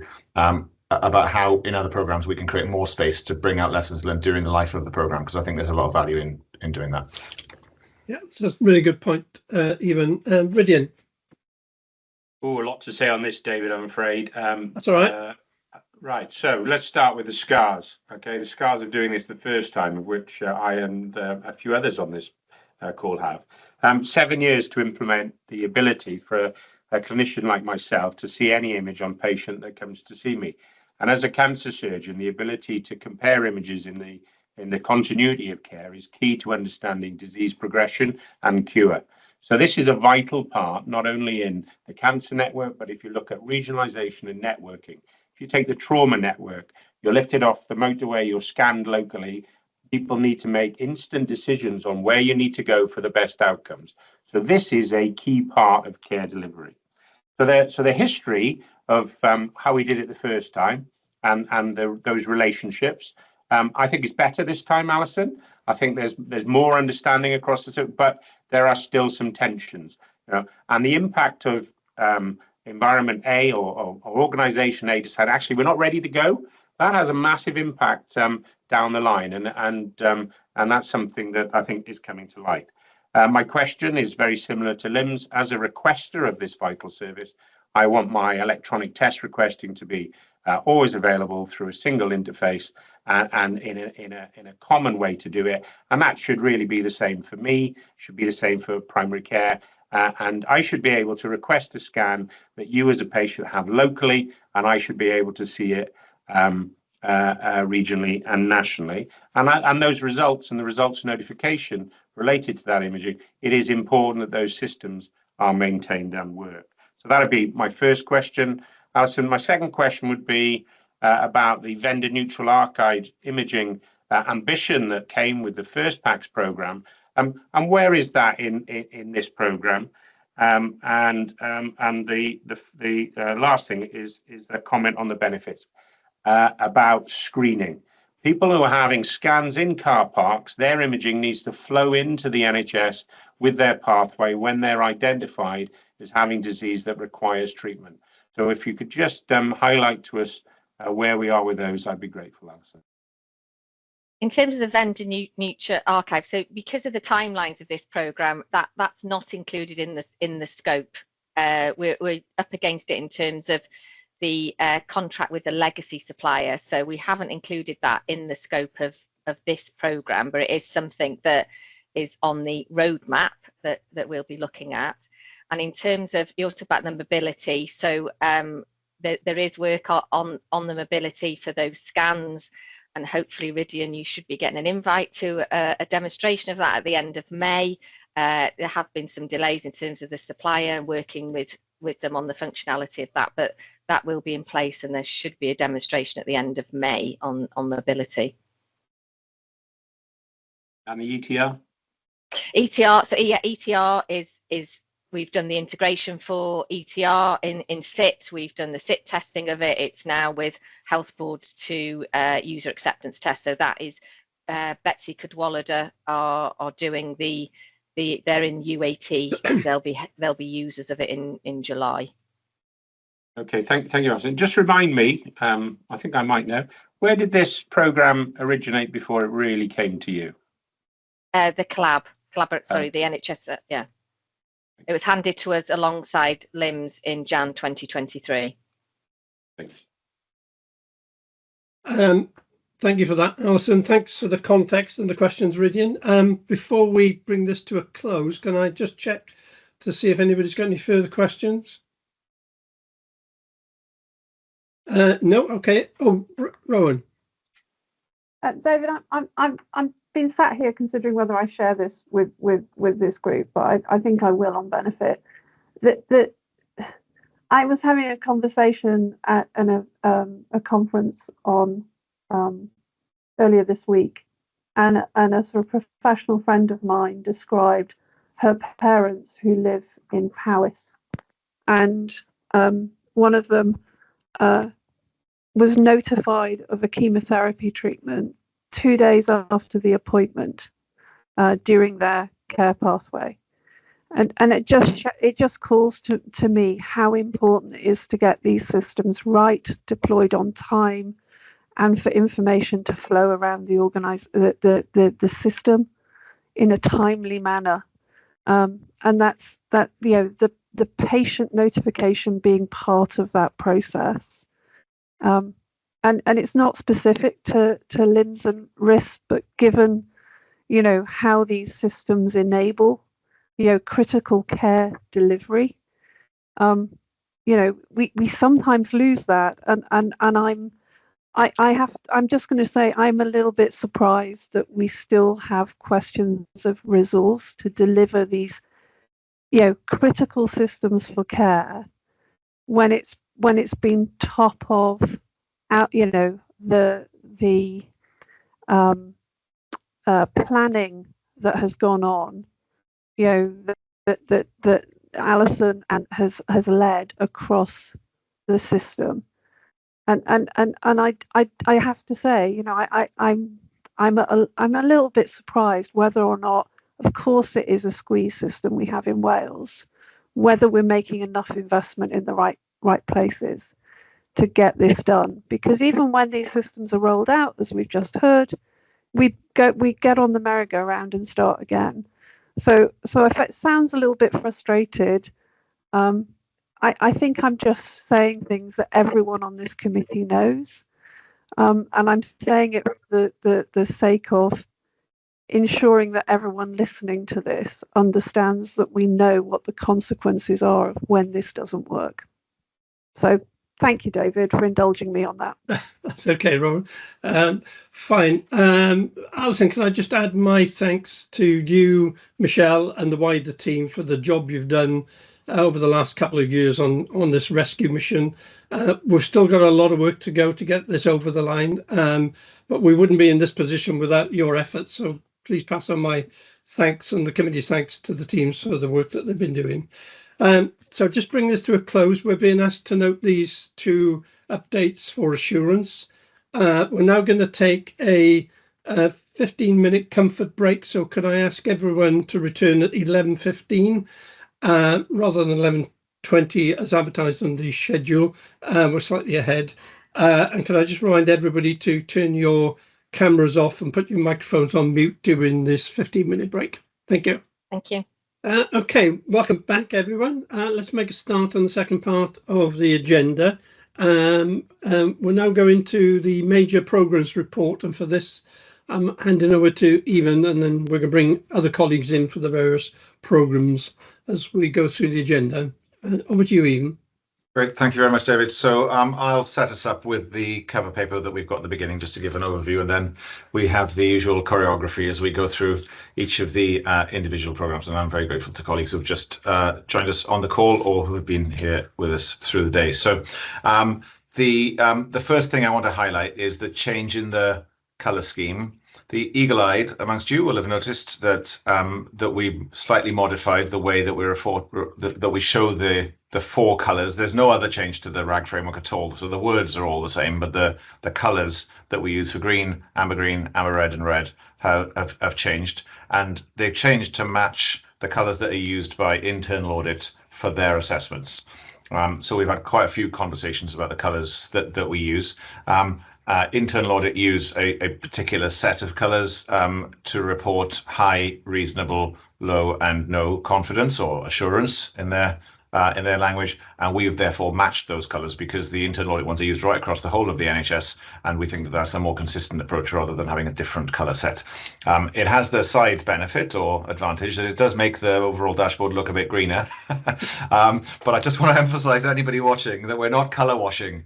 What we are doing is we're conforming to what is already a widely used and established NHS Wales standard. So that's the first thing. The second is just to reflect on the audit report of the Portfolio Management Office. As you noted earlier on in the meeting, that's been noted on the consent agenda in Marion's Audit and Assurance Committee and also on the consent agenda here. So not to dwell on it, but because it does focus particularly on the Portfolio Management Office, I'll just draw a few things. So there were 3 areas there. The first of them was a substantial assurance on the overall rigor of the protocols and processes we have for project management, and the 2 reasonable assurance with some recommendations, and the paper outlines those recommendations. One is about tracking change controls, just tightening up a little bit on change controls. It was not, there were a couple of gaps in the numbering, and it was unclear why there were gaps in the numbering. I think more an artifact of the PowerPoint than various other things, but just so tightening up on that. So we will action that as a management management action. Secondly, the reporting framework that we have, and I think this is probably the interesting one in that the internal audit team felt that there was potential duplication and confusion in the reporting structures that we have. As you know, one of our principles is to simplify everything we do. It is complicated. Some of it is necessarily complex, I suppose, but we're going to look at and see what we can do there to try to simplify it, if there is anywhere else that we can simplify. And in doing that, we're going to have to think also about the DDAT Leadership Board, which is being established, and there will be a subgroup to that national DDAT Leadership Group, which will look at investment allocation decisions and no doubt delivery against investment. And what I think as a system we'd want to avoid is that is entirely duplicating the work of the Programmes Delivery Committee and the arrangements and structures that we have within DHCW. It's not, so we'll work closely with government on that. And then the final one was on lessons learned, maintaining a lessons learned log and the way that we share those. We talked about lessons learned a little bit in the previous part. So overall, we were very keen to include an audit review on the plan because the Portfolio Management Office was a newly established arrangement from October-November 2023. I'm really pleased and very proud of the team, and I want to just pay credit to them for getting a reasonable and substantial assurance on the first report. We're not going to relax. There are a couple of things that we will tighten up, and we've got more things to do in the Portfolio Management Office as we plough through the landscape of programs that we have and look for more opportunities to standardize and simplify. So I'll just pause there to see if anybody's got any questions or comments, because this is separate to the individual program reports that we'll get into in a second.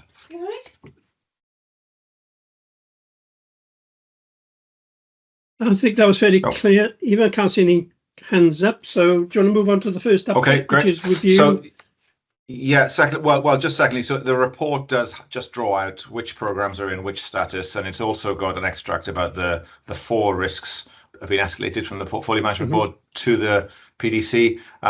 Chris has got a paper following us on risks, so I'll leave the risks to that rather than cover them here, if that's okay. And then we're into the report. So I've got so many windows open. I'm not sure which one's coming up first. NDR. Right. Yep. National Data Resource. So National Data Resource. Let's cover funding first, because funding has been one of the main concerns. The Phase 4 business plan. So the NDR is a 10-year program with a full business case for that 10-year period, and then it submits 2-year business plans to government on a cycle. So we've just finished Phase 3 and we're starting Phase 4 because we are in it must be year 7, therefore. Sorry, I'm doing my sums.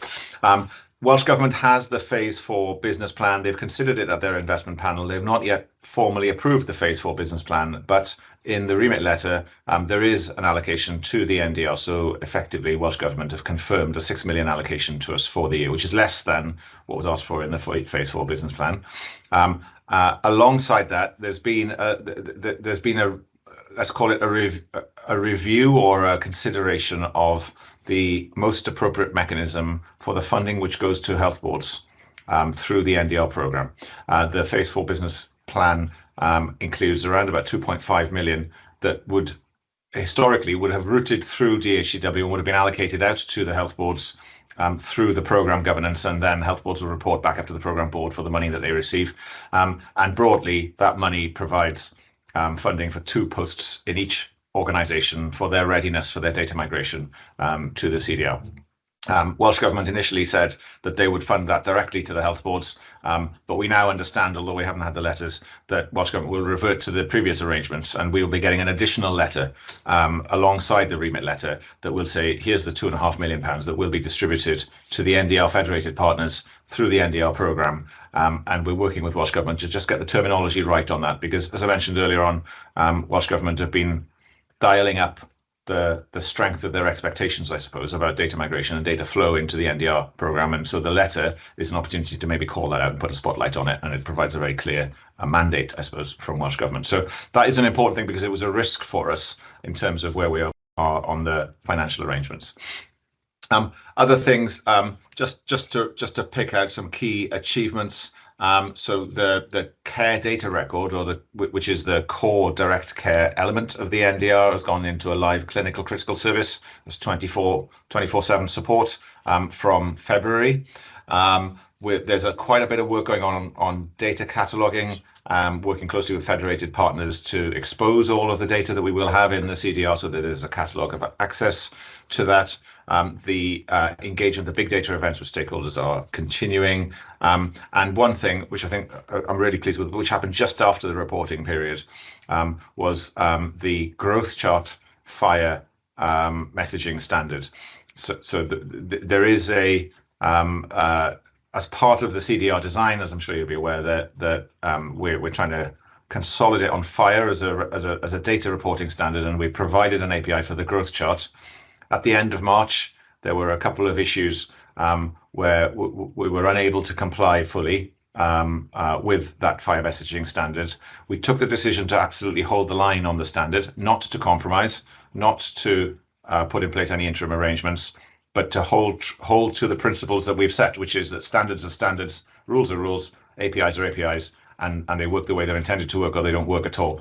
And teams really pulled out a fantastic effort, and within 2 to 3 weeks, had turned that around, resolved all of the issues, and we now have growth chart in WCP, the Welsh Clinical Portal, using that FHIR profile to read and to write data directly to the CDR, which is fantastic, and I think really exciting, particularly for the CDR team, because it's the first live use for direct care purposes of the CDR architecture. So I just wanted to call that out, I think, as a highlight. And then I welcome any questions from the slide deck, which you have in front of it. Okay, thanks, Ewan. Anything on NDR from Ewan? No, that's a comprehensive summary. Great that we've got the funding secured, and the allocation to the health boards appears to be coming back to us, which is probably a better route. Okay, so let's move on to the next item, which is cloud transition. Over to Sam Lloyd. If you could introduce yourself, Sam, please, and give a brief update.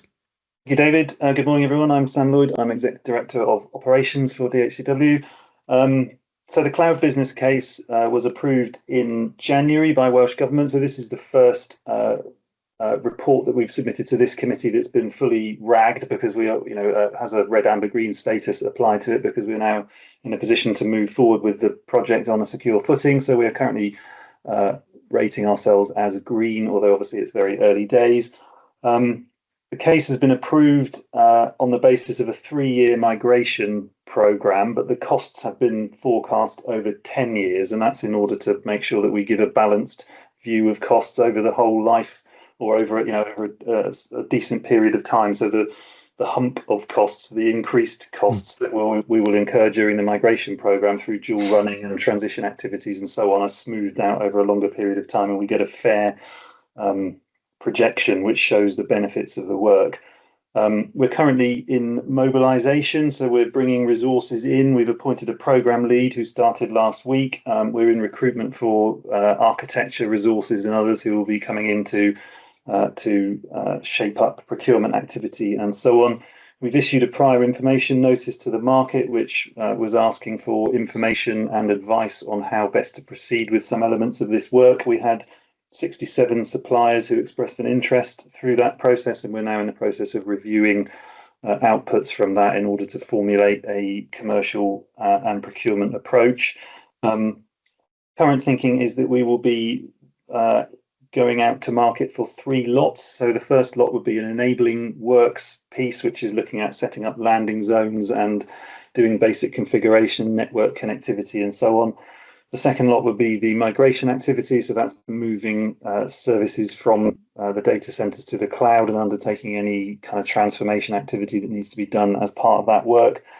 And then the third lot is more of a strategic piece around operating model, program governance, cloud control framework, and so on. So that will be the bit that where we bring in a partner who will help us transition our capabilities from working in an on-prem way to working in a cloud way. That would include taking teams on the journey, doing some training, making sure that we've got the right financial governance frameworks, benefits realization frameworks in place for the program. So that work is currently being formulated. As I say, we do have some dependencies on some of those external resources that we need to bring in, particularly in the cloud architecture space, who will be helping us define those requirements in sufficient detail to go to market. Current target for concluding procurement activity is by the end of the calendar year, so Q3 of the financial year. We have established a formal programme governance now, so the first board with external membership will be meeting in May. We have Welsh Government representation on that board.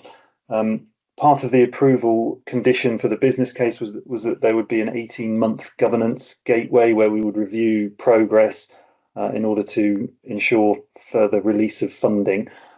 We've agreed with Welsh Government that we will use the programme board to undertake that governance. So we'll basically be using the board to assess progress against the plan that's been agreed through that process, and that will be the means by which we're able to unlock that further funding, obviously subject to us having achieved the targets and milestones that we set. So that's it at the moment. Obviously, we are at early stages, currently mobilising, but making progress. The major concern at the moment is around the procurement timelines, because there is a lot of work to be done to keep to those deadlines. And although end of the financial year feels like a calendar year, rather feels like a long way away, actually, by the time we factor in approvals and tender timescales, requirements definition, and so on, it doesn't give us very long. So that is quite tight. Yeah. Great. Okay, thanks for that summary, Sam. Great that we have got funding and we're up and running and in the mobilisation phase. Any questions for Sam on that update? No, great. Okay, thanks for that summary, Sam. Let's now go to another Sam Hall. First of 3 updates from Sam is WCIS and Connecting Care. Hello, yeah, thanks, Chair. So I'm Sam Hall, Director of Primary Community and Mental Health Digital, DHCW. So I get to follow the other 2 with the we don't have any funding is my opener from the 2 that do have funding. So the first piece of good news on the Connecting Care situation is that the OBC that we were asked to submit to Welsh Government for review by the Digital Investment Fund, that has been submitted. It is with Welsh Government now, and it's on the agenda for the May board, that the May sitting of that fund board. So hopefully we will get some news on how that's been received. It was a big job is an understatement. It was a huge piece of work, supported by quite a lot of people, both inside DHW and outside. It needed a lot of input. Claire's team of finance were hugely instrumental to us getting a real understanding of what this thing will cost. So we're really pleased that that's gone in. There were two parts, as she said, to this. There's the connecting care, which is the new stuff, and then there's WCCIS, which is the old stuff. So the situation on WCCIS is that we know this is something that's coming to the end of its life. And so there are two real things for us to do with WCCIS. One is to keep it running and to keep it supported. And the other one is to plan for the exit from it in a graceful and a supportive fashion as we can. So those are the two things that are going on at the moment. There's a lot of work between us, local authorities, and health boards looking at what exit planning will look like, so that we can get off the system, move data, etc. So that's a big piece of work. And then another piece of work will be around how that exit data is stored is one of the big things. So where do we put the data while we're bringing new systems onto the up and running and getting all of that stuff sorted the other end? So it's quite intricate work. There's a lot to be done. There's a lot of things that have got to be in place, and so that's a critical line of work for us. So one of the things I mentioned is funding. We also don't have funding for that currently. We'll get mentioned by Chris in the risks later, but it's probably just as well to cover it now, is that we aren't funded for ongoing support of WCCIS. We have put the funding request for that into the OBC, so we may find out in May, but there is also a possibility that which is an investment fund, decides that this isn't an investment, this is just work that's ongoing and needs to be funded another way. Because it's not innovative, it is now just running a service, albeit with 22,000 users on it. So we do need to fund the ongoing support of that, and so we're working through that with Claire, that if it doesn't get funded, how do we fund that? And it's likely that we will need to reach out to the partners on the system. There's 19 different organisations to support the funding of that ongoing maintenance of the service as we leave it. We're not doing nothing while we're waiting for the OBC and use, and that, as you can imagine, we're still ongoing. One of the biggest and for me the most exciting and important parts of the Connecting Care programme was the integrated care record. So one of our social care colleagues referred to it as the Holy Grail, and as we've worked more into it, we can see why it is so important. It underpins the usage of all of those systems in community mental health and actually and primary care and social care, if you pull them all of that together to give that holistic patient view. So we know there's a big piece of discovery work that needs to go on in that space. It's devoid of actually thinking about the technology. It's understanding how each of our partners need to use the data, where they need to use it, how they get the information, how do we make it usable for them to be able to access it while they're actually doing the job that they need to do, and all of those things around that. So we need to do a discovery.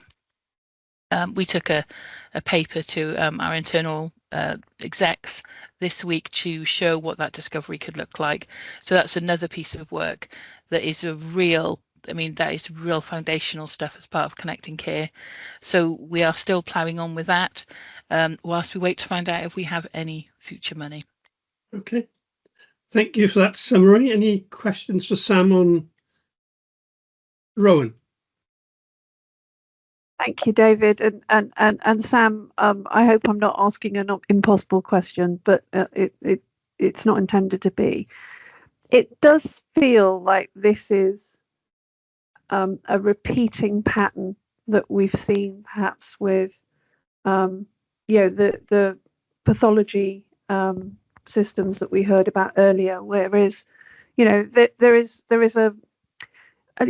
plenty of time to realize a system is coming to end of life. It's not a small system. There's 22,000 users, so it's not an invisible system in what we're doing. And yet we are finding ourselves in a position where we still have uncertainty of funding in order to be able to deliver the the solution that everyone needs to do what is a critical health and social care function. What are the forums that exist in Wales to have these conversations across? Because this has got an extra level of complexity, as I understand, in that this is not just within the envelope of the NHS, the Welsh NHS. So where are those forums to have these conversations? And could you just give me a little bit of insight into whether those are, enable us to have the type of conversations that are required to build real support for whatever comes next? Yeah, of course. So you're right, they are very different. There is a program board, and we have reviewed the governance actually. So there's a new governance structure that's been put in place because of that kind of traction issue and the spread across such a number of partners. And actually WCCIS had, as I said, those kind of 18 partners across local. The new version of Connected Care has everyone in. So it's bigger, so it's more expansive because it has more people interested in trying, because not only are we coming to the end of life for the WCSS solution, but other partners who have other solutions are also finding contracts coming to the end, or their systems no longer necessarily do what they need them to do. So there has been a perfect storm. And from the point of view of health, we have longer left on the system and the contracts than our social care colleagues. So we actually had a bit of time, a bit more time, but we brought the programme forward because of the social care piece. And we spent a lot of time producing information that could go to the local government association so that they could review those kind of requirements that pull together. They've set up their structure now. They've got a sponsor group of from the digital side and also the social care side. So they have a steering group. Helen, our chief exec, now sits on that top level group, and that's, so we are getting that cross-pollination that we might not have been getting. We were getting engagement, but not necessarily decisions, I think was where we came from. That is now happening. We've got the same structure set up in the health side, all feeding up into one overall arching program board that everyone comes back to. And as we've touched on before, some of the delivery within Connecting Care is being delivered by those partners. So social care will be delivering their system. Betsy and Cumtaf are out already underneath the Connecting Care umbrella, but looking for a mental health solution. But they will all come back and report in through the same structure in the future. So that governance has been set out really strongly to take this forward, because it's not an inexpensive replacement. It is, there's a lot of moving parts. So the new governance we worked through with Welsh Government and the NHS exec and all of the partners. It took a bit of time to do, but it was the right thing to do. And I feel much more confident that we're in a good position to really exploit those relationships now to get things moving. Great. Okay, thank you for that, Sam. Can I move us on to staying with you, Sam? But can you now cover the National Digital Eye Care Programme, please? I can. So there's not a huge amount for an update in this space. Yep. So where we are with the digital eye care program wasn't funded this year. It had some funding for a small number of staff within DHCW, but it hasn't been funded for further rollout across the health boards. Yeah. However, literally in the last day or so, we've had some correspondence from Welsh Government that they are going to give health boards a small amount of money to engage in a tactical rollout. So that is the Cardiff and Vale. So it's the system that Cardiff and Vale started to roll out before we got involved with the transition work into DHCW. That people could take advantage of that system while it was live in Cardiff and Vale, and the health boards could speak to Cardiff and Vale about rolling out that as a tactical solution. That contract runs for another 18 months, so there could well be some value in doing that for health boards. to help tackle waiting lists. However, in the conversations that we've had with Welsh Government, then the next stage would be to understand what a forward-looking programme would need to look like. What do we need for the future? Where does DHW fit into that piece? However, with the inquiry into ophthalmology services that's happening, it's being led currently, and through the next couple of months, we may find that there's more direction that comes out following that inquiry. But at the moment, we are waiting to find out. We don't have a remit letter to deliver eye care currently. Yeah. Okay. And thank you, Sam. And this is one of the programs that even referred to earlier as pause while we're waiting for some funding to come through. Okay. Any questions for Sam and eye care? Otherwise, we'll move on to the GP systems framework, which is taking up a lot more of your time, I would imagine, Sam.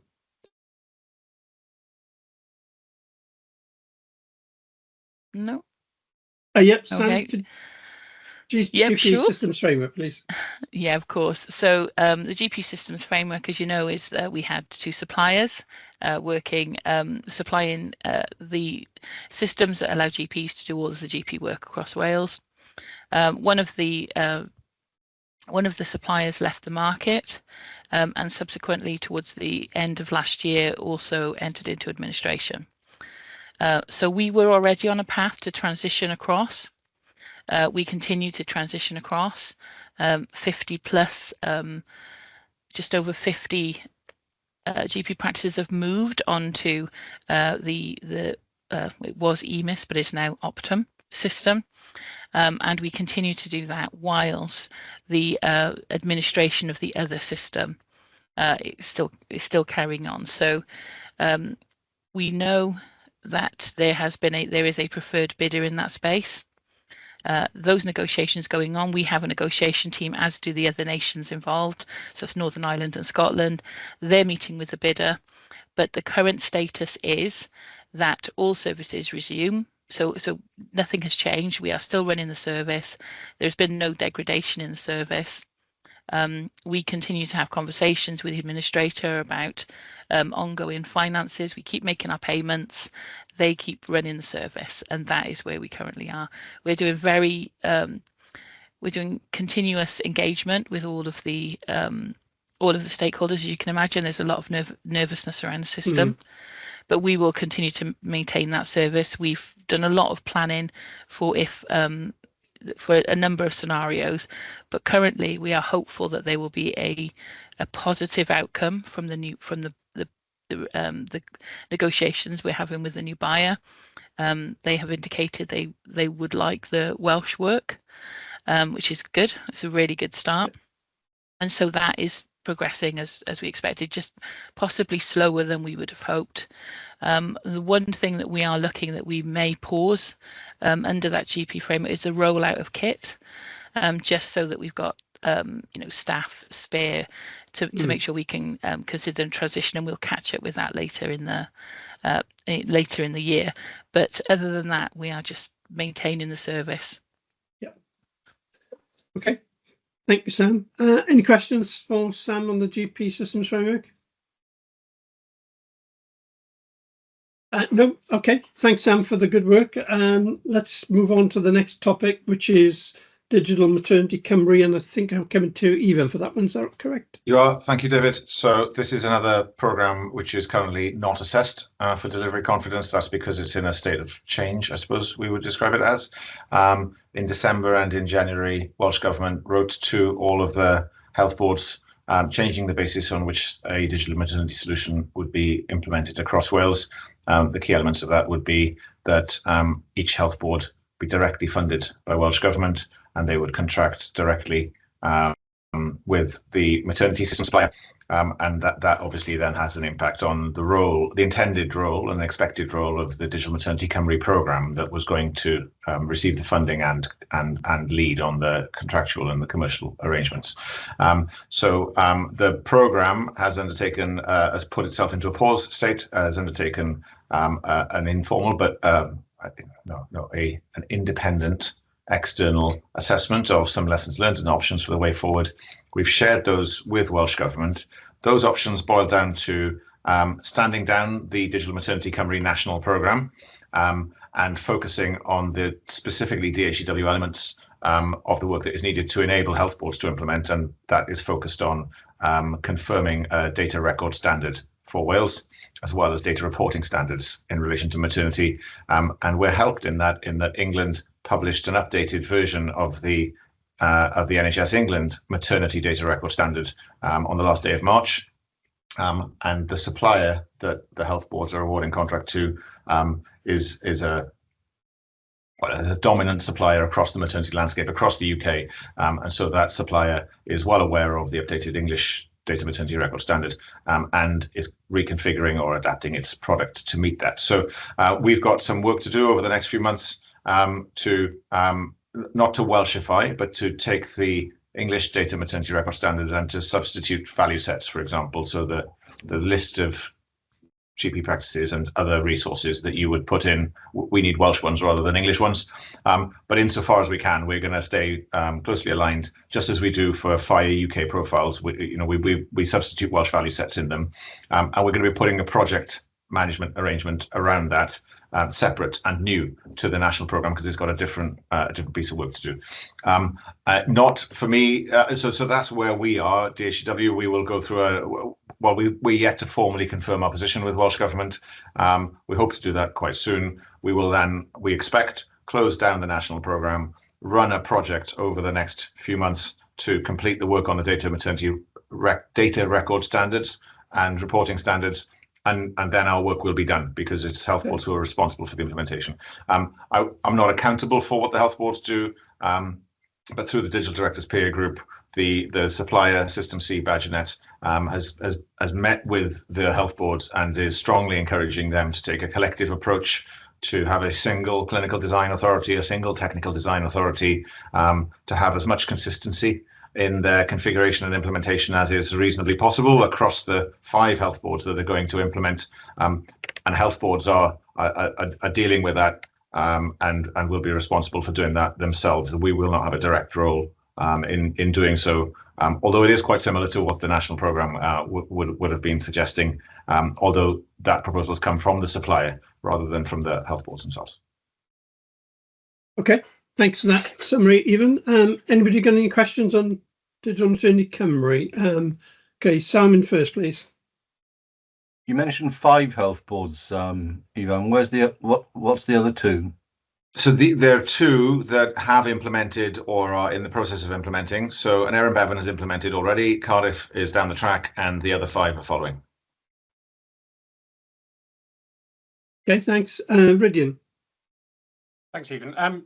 My recollection of the aims and ambitions of the programme in terms of benefits was that a mum could safely deliver anywhere in Wales, regardless of the health board in which she was a resident. Therefore, although we're not cited on the delivery of that benefit of the maternity record being available wherever the mother goes within Wales, what governance is there now around ensuring that that objective is met? That objective is met by virtue of all of the health boards awarding contract to the same supplier. That supplier is able to provide a single instance of its solution across multiple health boards. My understanding is, although this is caveated with we're no longer a part of this governance, and so we're not cited on the contract arrangements, but we have engaged. We have been part of the engagement through the Digital Directors Peer Group. I think the intention, the expectation is that the 5 health boards certainly will be on a single instance, which is configured for each, and therefore there will be visibility across those 5 instances. Whether the 2 that have already gone live will also be part of that instance, I'm not sure. In that engagement, the supplier was clear that that there was a visibility into the record and a read and write capability into the record in other instances of its own product. And so that does meet the original ambition, and the ambition for the programme, or the vision for the programme, was a digital maternity system across Wales. That was a snappy title. Okay, David, if you wouldn't mind, just to follow up. Yeah, please. Of course, women who are pregnant get ill with other things, unfortunately, and come to see people about things which are not related to maternity. But clinicians need to be able to see the record for the maternity. So for the users of our product, the national, that we support, the national product, WCP, what visibility will those users have via that system of what's happened to the mum, particularly relating to things like, presumably they'll want access to blood tests, presumably they'll want access to imaging, particularly ultrasound. Initially, there will be a minimum.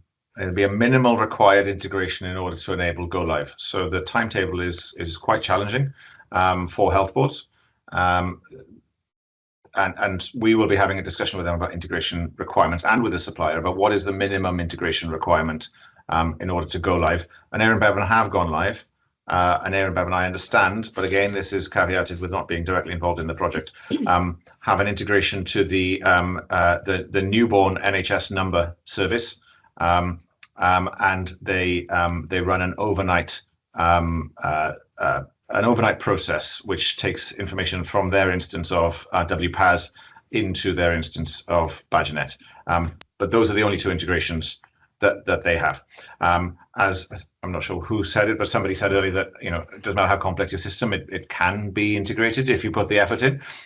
So obviously there are opportunities to have tighter integrations, but the more integrations, the more time it will require, the more uncertainty it will introduce, the more solutions integration testing you need, the more UAT you need, and everything else. And that is difficult when you have 5 health boards who are mandated by Welsh Government to implement maternity solutions by the 31st of March next year, which is 10 months or so, 11 months away.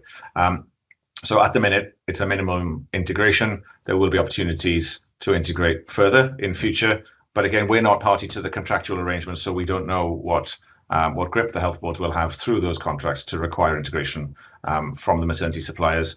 Our expected approach will be that following confirmation of the data maternity reporting standards, we will have a set of fire messaging definitions that will provide the capability to write data against that standard into the CDR and to read it back.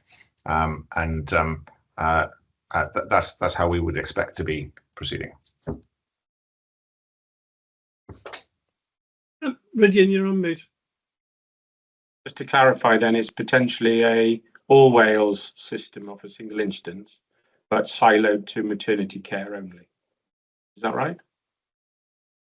In its initial deployment, that's what I would expect. Yes. So our users would have to go into a separate system to see maternity care. Then, that would be my understanding. Yeah. Okay. Yeah. Thanks.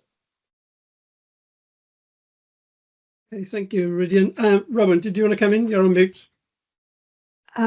Just quickly. I think this discussion highlights something that is kind of one of our limitations in terms of project, major program delivery, in that we report all of our programs individually, and yet we've just heard that across RISP and LIMS there is uncertainty about resources in the health boards to be able to meet very ambitious deployment targets. And then we've heard of another national program, that is going to be delivered contemporaneously with those two major programs. And there is something about the prioritization of timing of these initiatives when they are all happening, in the same time period, with a finite amount of resource in the health boards for these programs to land successfully. And I think that's one thing that we just need to keep returning back to, because it's not actually anything in our control. It's something that we can inform and we can influence and we can encourage, but ultimately the means by which Welsh Government and the taxpayers get a return on their investment in these digital solutions is very disparate across a set of federated organisations. Just something for us to consider. Yeah, no, it's a very good point, Rowan. One I was going to make myself, had you not made it so eloquently. Okay, let's draw a line at Digital Materials Cymru and move on then to WPAS and the Bridgend transition. Perhaps you could pick this one up, Sam. Thank you, David. So just to recap briefly, the WPAS disaggregation programme is a significant initiative which is aimed at disaggregating the Welsh Patient Administration System, affectionately known as WPAS, to support the transition of Bridgend Health Services from Swansea Bay University Health Board to Cwmtaf Morgannwg Health Board. And this transition follows the Health Board boundary change that was enacted in April 2019. We're currently coming to the very sharp end of this work after several years of planning and preparation. The go live is now 2 weeks away and it's due to start on the 16th of May and take place over that weekend. As you will imagine, major activity is now taking place, culminating in a dry run last weekend, which was to test the operational plans in the affected health boards and the data migration activities. The overall perspective from all involved organisations is that weekend was a success, and the WPAS team and the health boards now have more confidence in the process going into the go live weekend. There were a few issues that were picked up, and the teams are meeting this week to review and prioritise these and to get an understanding of which of them are actually dependencies for go live, so that the efforts can be focused on to resolving those specific issues and that we can proceed on the 16th of May, hopefully with confidence. We did learn some lessons from the dry run, so we had a schedule of bridge calls over the weekend, which worked very effectively to keep everyone informed and aligned. The health board teams were able to fall back to paper without any significant issues while WPAS was unavailable. We did agree that we need to consider staff resilience over the next couple of weeks and the go live weekend itself, as there are a lot of people across all organisations who've been working really long hours on this. And we also agreed that we need regular updates to the SROs, who are myself and the directors of digital from the affected health boards over the go live weekend, and then a final kind of point of no return cutover decision at 5 p.m. on the Sunday. Current update on the issues is that of the 20 that were originally identified, we're now down to 5 that we need to resolve. But those are quite complex data quality issues. They're not related to the migration itself, but they're related to the data that was pre-existing in the PAS system that's now being migrated. And it's largely due to with open pathways, which have been supplemented to run workflow for related diagnostics and other activities. So essentially multiple open pathways for a single patient journey. We're in the process of writing additional extract, transform and load scripts to counteract these issues in order to mitigate them to an acceptable level prior to go live. It's a very live issue, this, but hot off the press, literally whilst we've been in this meeting, is that the health boards are aligned now around the go live plan. So the expectation is that we will proceed on the 16th of May. But the expectation also is that there will be some data quality issues that need to be resolved post go live. So, there will be expectations or requirements of medical records teams and others to work through those issues post go live, but everybody's keen that we hold to the date. So cautious optimism, I think, is the order of the day, but we are very close to progressing with this work in earnest now. Thank you. Okay, thank you, Sam. Simon. So in terms of the data quality issues that potentially could arise, Sam, so how would they manifest themselves? How would a clinician know that what they were seeing had a data quality issue involved around it? I mean, because they see a record, how do they know that there's a data quality issue involved in that? Yeah, I mean, I'm not sure if Rydian wants to come in on this. He's probably better qualified to comment than I. But as I understand it, it's to do with the way in which the system has been used historically, which I think is possibly different across the health boards. So, the way in which it was used in Swansea Bay is not necessarily the way in which it would be used in Cwmtaf, and that's going to cause misalignment issues potentially. But I'll defer to Rydian. Thanks. It's a good question, Simon, because good medical practice is to confirm that what you're seeing on the screen in terms of the demographics relates to the person who's in front of you. The issue relating to data migration is that patients who are on a particular pathway are often on that pathway more than once. And so the ability to understand which pathway they're on doesn't really affect the clinical community, because the patient is scheduled to be in front of you and you've got the information regarding the clinical care. It's more of an administrative thing. The worry for clinicians is that patients get lost on a pathway when they're transferred from one system to the other. And of course, that relates to variation in administrative processes, and in particular, how things are coded at the point of electronic vetting. And as you're aware, there's a big move at the moment across Wales to try and standardise that in a way that it means that people can move around the system safely. So as regards to the particular issue, and as you know, I work in Princess of Wales, which is part of that, I'm not particularly concerned about when the patient's in front of me and the quality of the clinical data that I'm seeing, but I am concerned that the patients actually present to be in front of me and don't get lost in the transition. I hope that helps. Okay, Ruth, you got your hand up? Thanks. Thanks, Sam, for that update. It seems like we're in a much more positive position than the report in front of us would suggest in terms of the amber red status. So that's positive that progress has been made. 4 years into my tenure, and I'm feeling slightly hopeful about this programme at last. So I think there's hope for that. Obviously, we've identified there'll be further work beyond go live. Do you have a sense of the scale of that currently? We've spoken a lot about the amount of work that our teams are doing and that is being put onto them, and our ability to suck up that additional effort that's going to be required for a period of time.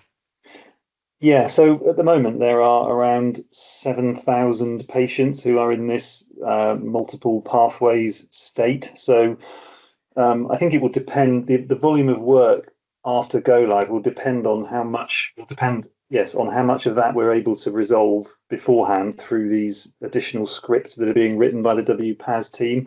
So at the moment we're not sure is the honest answer. And a lot of it will fall on health board teams so if we're not able to resolve it prior to the transition, I think the work will sit with medical records teams and health boards teams to do rather than DHCW at that point. Okay, thank you. And so I guess there's a risk there then, isn't there, about that getting done, given given where we're at in that, and how do we make sure that gets done? Yes. And that is exactly the risk decision that has been, we've been working to balance really. Can we mitigate it down to a point where we think the workload post transition will be manageable, or if not, do we need to postpone the transition? So as I say, hot off the press now, the view is that we don't need to postpone the transition, and that the organisations would rather take the risk and get it done than postpone. But there are some unknowns and there are some risks in that.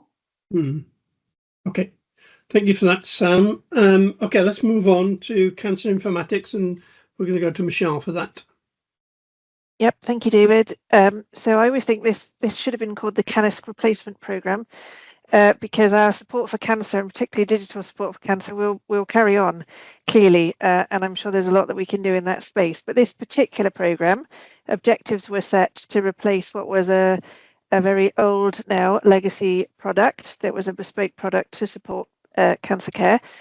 Objectives have been addressed, and we are moving to the closure of the programme. So we're really pleased, really good work. This is a lot of working closely with stakeholders and development by our in-house teams in DHCW to develop new functionality within existing products. So that will all move now very firmly into the product management space under Sam's team. And we've actually had additional funding from Welsh Government, and we've put additional people into those teams just to make sure that we can support that appropriately and continue to refine that functionality. So it's not the end of the story, certainly for the products or for the work with stakeholders, but for the programme, we will draw a line under that. So I'm anticipating that that will happen during May. There is a bit of further work around screening and colposcopy. So this is a particular aspect of the functionality, and we've been working with a third-party supplier in terms of the management of images. That has been tested across NHS Wales. Some points have come out of that testing, which often happens, including, I understand, how we identify colposcopy clinics, for example, in WPAS. So we're back to the patient administration system that Sam was just talking about, that kind of runs throughout all of our health boards. So we have got some refinement work to do there, and then we will do further testing, and we will work with health boards to take that live in a safe and robust way, as you would anticipate. I'm hoping, having caught up with the team, that by early June that would be live across all the health boards, and therefore we can draw a line underneath the programme, and we will produce a closure report, and there are lots of lessons, as there always are, within the programme, which obviously we can then share and take forward. But happy to take any questions. And also I should point out Mr. Hull, who is obviously with us, has had a key role in this, as you might anticipate, in terms of leading in this area for us. So I don't know, Regina, if there was anything you wanted to add actually before we take questions. Just to add a couple of things, David, if I might. One is about the complexity of doing something with 7 or 8 partners. Although there are, I think from memory, 16, 17 sites where this particular kit is used, and yeah, I can't emphasize how important this is in terms of the diagnosis of cervical cancer and the early deaths related to that. So again, an opportunity for the public to understand cervical screening. If you get an invitation, please take it. The ability to view images along the patient pathway, very similar conversation to we had earlier.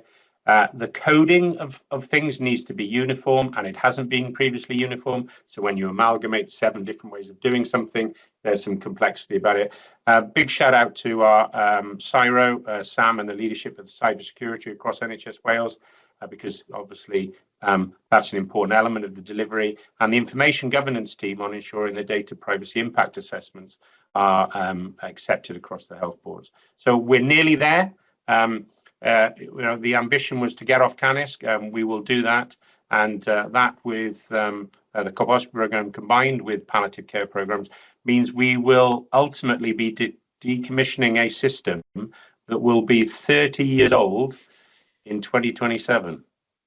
Yeah, 2027. Yeah. Thanks. Okay. Any further questions on CANISC or cancer informatics? No, great to see the progress, Michelle. Thank you. Can we stick with you for an update on Welsh Intensive Care Information System, please? We can. Thank you, David. So as colleagues will be aware, this project is currently not assessed, is in the not assessed category, and that was following a decision to undertake an independent review about 12 months ago now. Actually, Welsh Government wanted to bring in an external party to just look at the system, following some concerns raised from health board colleagues about the ability of the current version to be rolled out safely across Wales and to work within our current operational processes. So that review was completed a little while ago now, and we've been working with Welsh Government and NHS executive colleagues to agree how we now move forward. So I'm really pleased to say that there's been quite a bit of progress on that now. Welsh Government have appointed a new programme oversight chair, so a lady called Mandy Riani, who was previously an executive director of nursing in one of our health boards, so comes with a really strong track record, and also had responsibility for patient safety. So I think that's really helpful. And she's very enthusiastic and keen to see this project moving forward as we are. And we're also looking at revised governance, so particularly in terms of strengthening the clinical and digital leadership on the programme board. I think that will help us as we move forward. So the board is due to meet on the 23rd of May. I'm hoping when we meet on the 23rd of May, we can agree those new arrangements. And then what we are also doing is working with the supplier in this space and our health board and trust stakeholders to understand what changes need to be made to the product in order to be able to roll that out across Wales, and whether that can be done in a way that is reasonable and achievable within a reasonable timescale. I'm anticipating that we would get to a decision point in early September. And then we may need to make a decision collectively across Wales, that we have a basis from which to move forward, and that all the health boards will then proceed to implement that product as we move forward. So we're in a little bit of a bit of a discovery phase, we're calling it. But to understand, what are the changes that need to be made. Sorry, David. Thank you for that update, Michelle. Any questions for Michelle? Simon. Sorry if you mentioned this and I missed it, Michelle. Are the workshops scheduled now? Yeah. So when are they due to take place?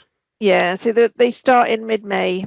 Simon, thank you for adding that for me. So we've got a series of 3 workshops. We've invited a range of key stakeholders from across the health boards and trusts to give perspectives into those. We need to make some key decisions, I think, in terms of how we want to take the product forward. So those are a key part, working with the supplier, and then there's a bit of a time then for the supplier to take that away, to reflect on that, and to come back with a firm proposal.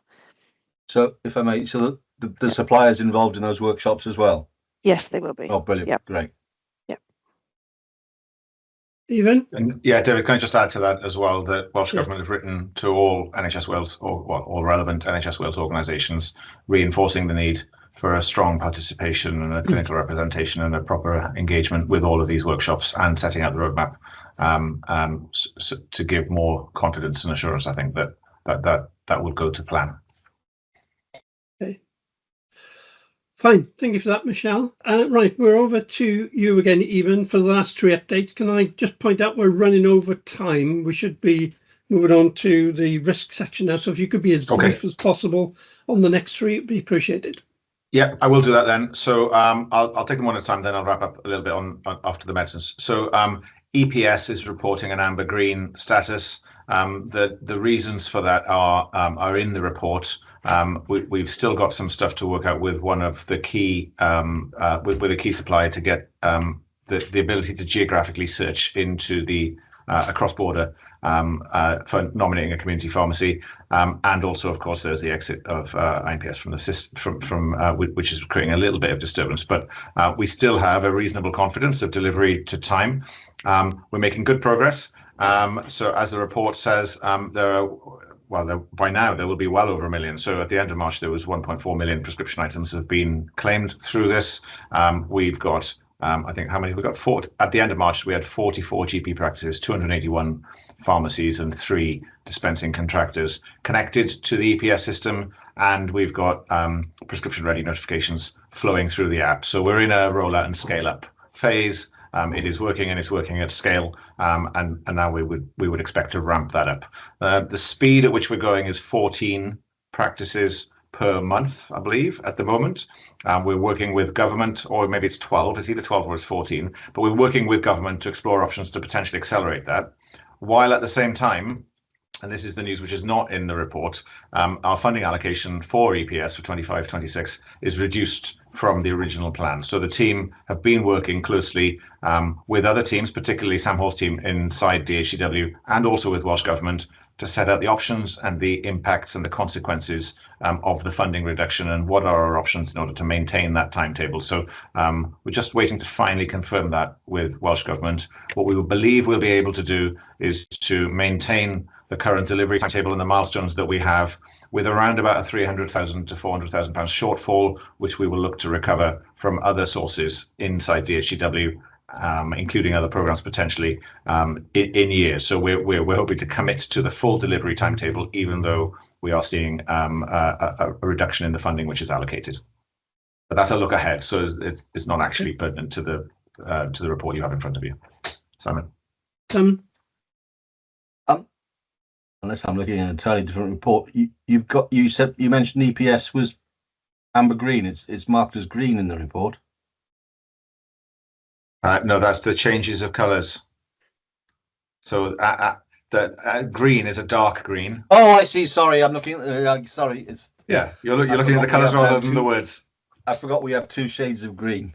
We do. But let me just restate: we have 2 shades of green because internal audit used 2 shades of green. Okay, good spot, Simon. Okay, even if you move on to the next update, please. Thank you very much. So the next is EPMA. This is the secondary care e-prescribing system. This is a differently constructed programme. Each of the local health boards receive funding directly from the Welsh Government. They have their own business cases, they have their own contracts, and they have their own funding arrangements and accountability to Welsh Government for each of the local implementations. The national programme supports that through a learning network, and the national programme also overlooks the shared medicines record, which is the common data repository. The first of the health boards to go live, scheduled to go live, is Cardiff and Vale. Cardiff and Vale were scheduled to go live at the end of January, then at the end of March, and currently I think are looking at an early June go live in their first ward. We are working with the supplier in Cardiff, Nerve Centre, in order to make sure that the APIs into the SMR work. So they're all in testing phase, so they're all deployed and testing. We've not yet stepped up the shared medicines record to clinical critical, which is the 24/7 live support model. That will happen within the next few weeks in readiness for the Cardiff deployment and go live. Like EPS, EPMA has also had a very significant haircut in the funding that was allocated to it. So this is funding which is within the national priorities bundle of £21 million, which is in the remit letter. Within that, there's then there's a cut effectively to each individual programme that we negotiated with the Welsh Government. So the funding for EPMA reduces quite significantly from more than 2 million to 1.2. That is going to cause some sharp pain within the programme. But again, our approach is that we believe we've managed to come to a position where we can protect the committed milestones, the committed delivery milestones and timetable through the year, if we top up that 1.2 with another £300,000. So it adds up pretty quickly. But these are some tough conversations that we've not quite finalised and bottomed out. Again, post the reporting period. So it's amber green, because we are reporting only on the national programme elements, which is the shared medicines repository and the community learning network. The board met this morning, in fact, the same time as we've been meeting.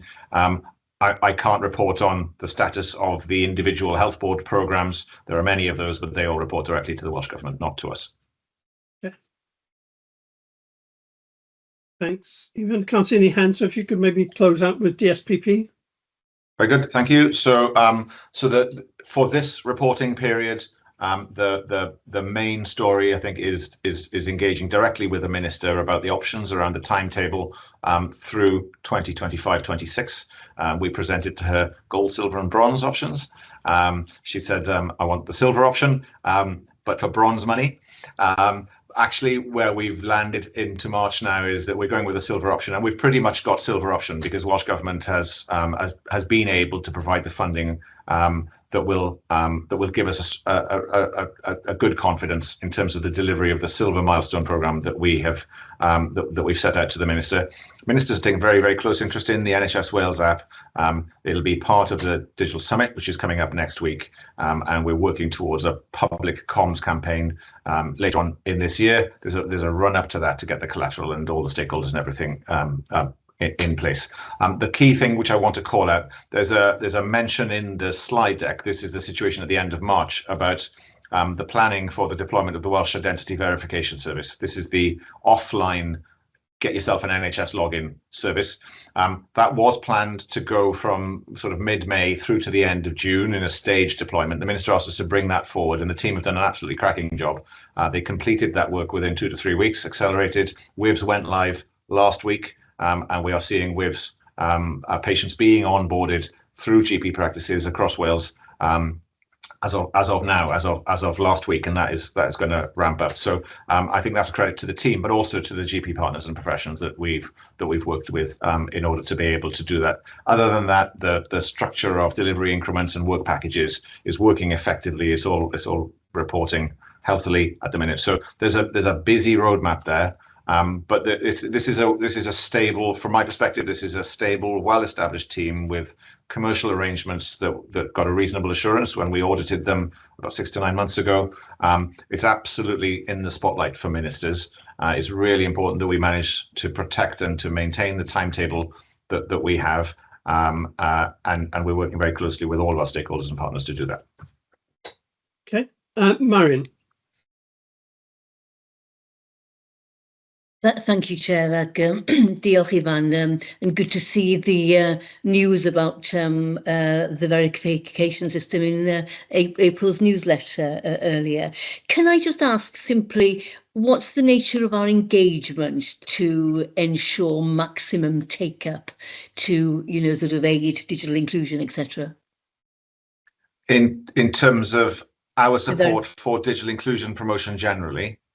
And specifically as part of the verification system, which you alluded to. Well, the app uses a lot of, it's got a, we cover digital inclusion as part of our general user engagement through panels and others in order to understand their requirements. So I guess we are mainly focused on technical inclusion, not digital inclusion in the sense of, do people have a device? Do people have a broadband connection? Do they have internet access? Do they have a general digital confidence? That is a wider thing than the app, and the app is not trying to boil that ocean. The app instead is looking particularly at its own onboarding and the usability. We know that some people do struggle with multi-factor authentication, for example, and some of the other things that are embedded in NHS login. They're there for a reason, because security is really, really important for confidential information of this type. And so we work closely with government and with others. That's one of the things that very often we would get as feedback or as inquiries, for example. So we work with our partners. GPs had quite a degree of concern that they would be pulled into providing general digital support, for example, and that was part of the reassurance that we provided to them. So it is, I would say that the program is very much aware of the digital inclusion challenges around the app, is doing what it can within its own scope, and is working with other partners to ensure that it's plugged into the wider digital inclusion programs, but it's not trying to take on, I mean, let's be honest, it's not trying to take on digital inclusion as a policy objective in the round, because that would be far too large for just the app on its own. Simon?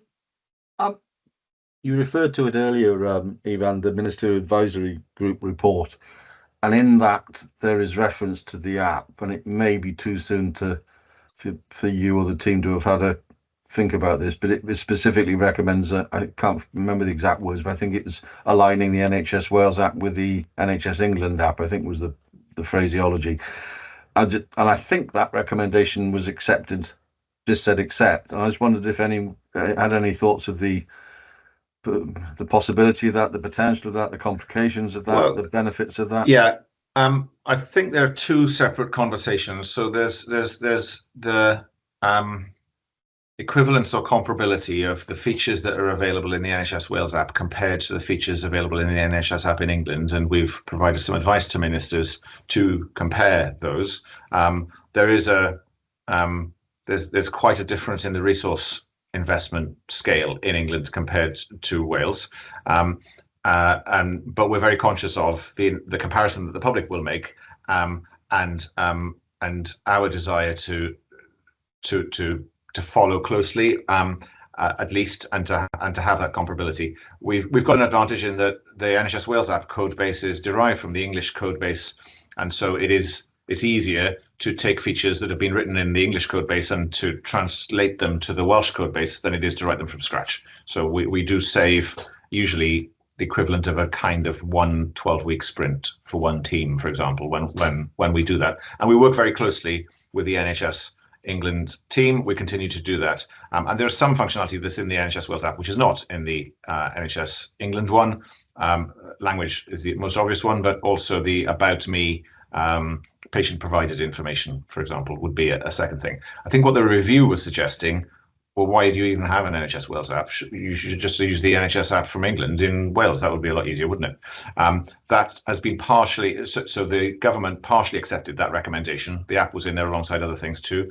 And the government have not accepted that as a recommendation, noting that there are significant differences in the technical architecture of the whole NHS system, the way that the app in Wales integrates into national platforms in Wales, very different to England, and also that Welsh ministers would want to set different priorities compared to NHS England. And from my experience of the NHS COVID-19 app, which was an England and Wales platform with different configuration in England and Wales, I don't think that was a really impressive implementation, but of a very narrow, simple, one-dimensional thing. I don't think that would map to the NHS Wales app and the NHS England app without a lot of work on both sides.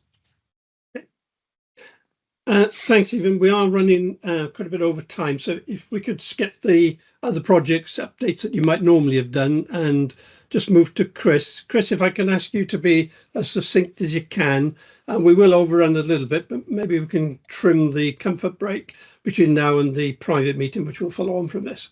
Chris. Thanks, Chair. Yeah, I will be quick because I think a lot of the risks we have covered. So I'm going to run through, there's 16 risks on the corporate risk register, 4 are assigned to this committee for oversight and scrutiny. The first one, 0333, intensive care implementation delay. I think Michelle's covered unless there's anything, Michelle, you want to add? No. The 0318 Welsh language scheme compliance. I do want to just ask Ivan for a brief update. This relates to the bilingual login of the NHS Wales app, and I think an update just because of the pending public launch later this year, Ivan. Yeah, so this is a long-standing risk because NHS login is provided by NHS England. It doesn't have an English language interface, and so some parts currently are only available in English. The rest of the app obviously is in our own control and is bilingual. We work closely with England. We are penciled into their roadmap for 25-26 to start work in early summer, sort of June-ish. However, you might be aware that NHS England is to be absorbed into DHSC and is also to take a very significant headcount and is subject to funding review and reduction. So there's a high degree of uncertainty in the NHS England environment about their funding position and other things at the moment, which means that they're unable to commit fully to starting that work, or unable to commission the beginning of that work, if you like. So we have the funding in place. We have the timetable penciled into their roadmap, but their roadmap is moving around quite a lot. So at the moment, we have not confirmed it. Thanks, Ivan. The next 2 risks, 0344 and 0345, so funding for Connecting Care this financial year, and then funding for operational delivery of Care Director. Again, Sam, I don't know, I wasn't on when this was covered earlier. Was this covered? Yes, Sam covered that. Is there anything else you want to say something on that, Sam? No, I think we covered it. Thank you. So the only thing to add, Chair, I just wanted to highlight, we did at the last management board have a few discussions around risks that weren't currently on the risk register. They haven't been added since that. It was only a week or so ago. One did relate to WPAS, the timeframes around go live. I think it picks up the point Ruth was asking about earlier. It's been 4 years in the making, and just certainty, and also the data quality concerns. I think Sam covered both in terms of risks, but just wanted to make the committee aware of that. The other 2 related to the diagnostic programs, and we had a discussion with Michelle about some of the risks, should timeframes slip, etc. But I think the updates you received earlier would have made you aware of the current position and some of the implications for those.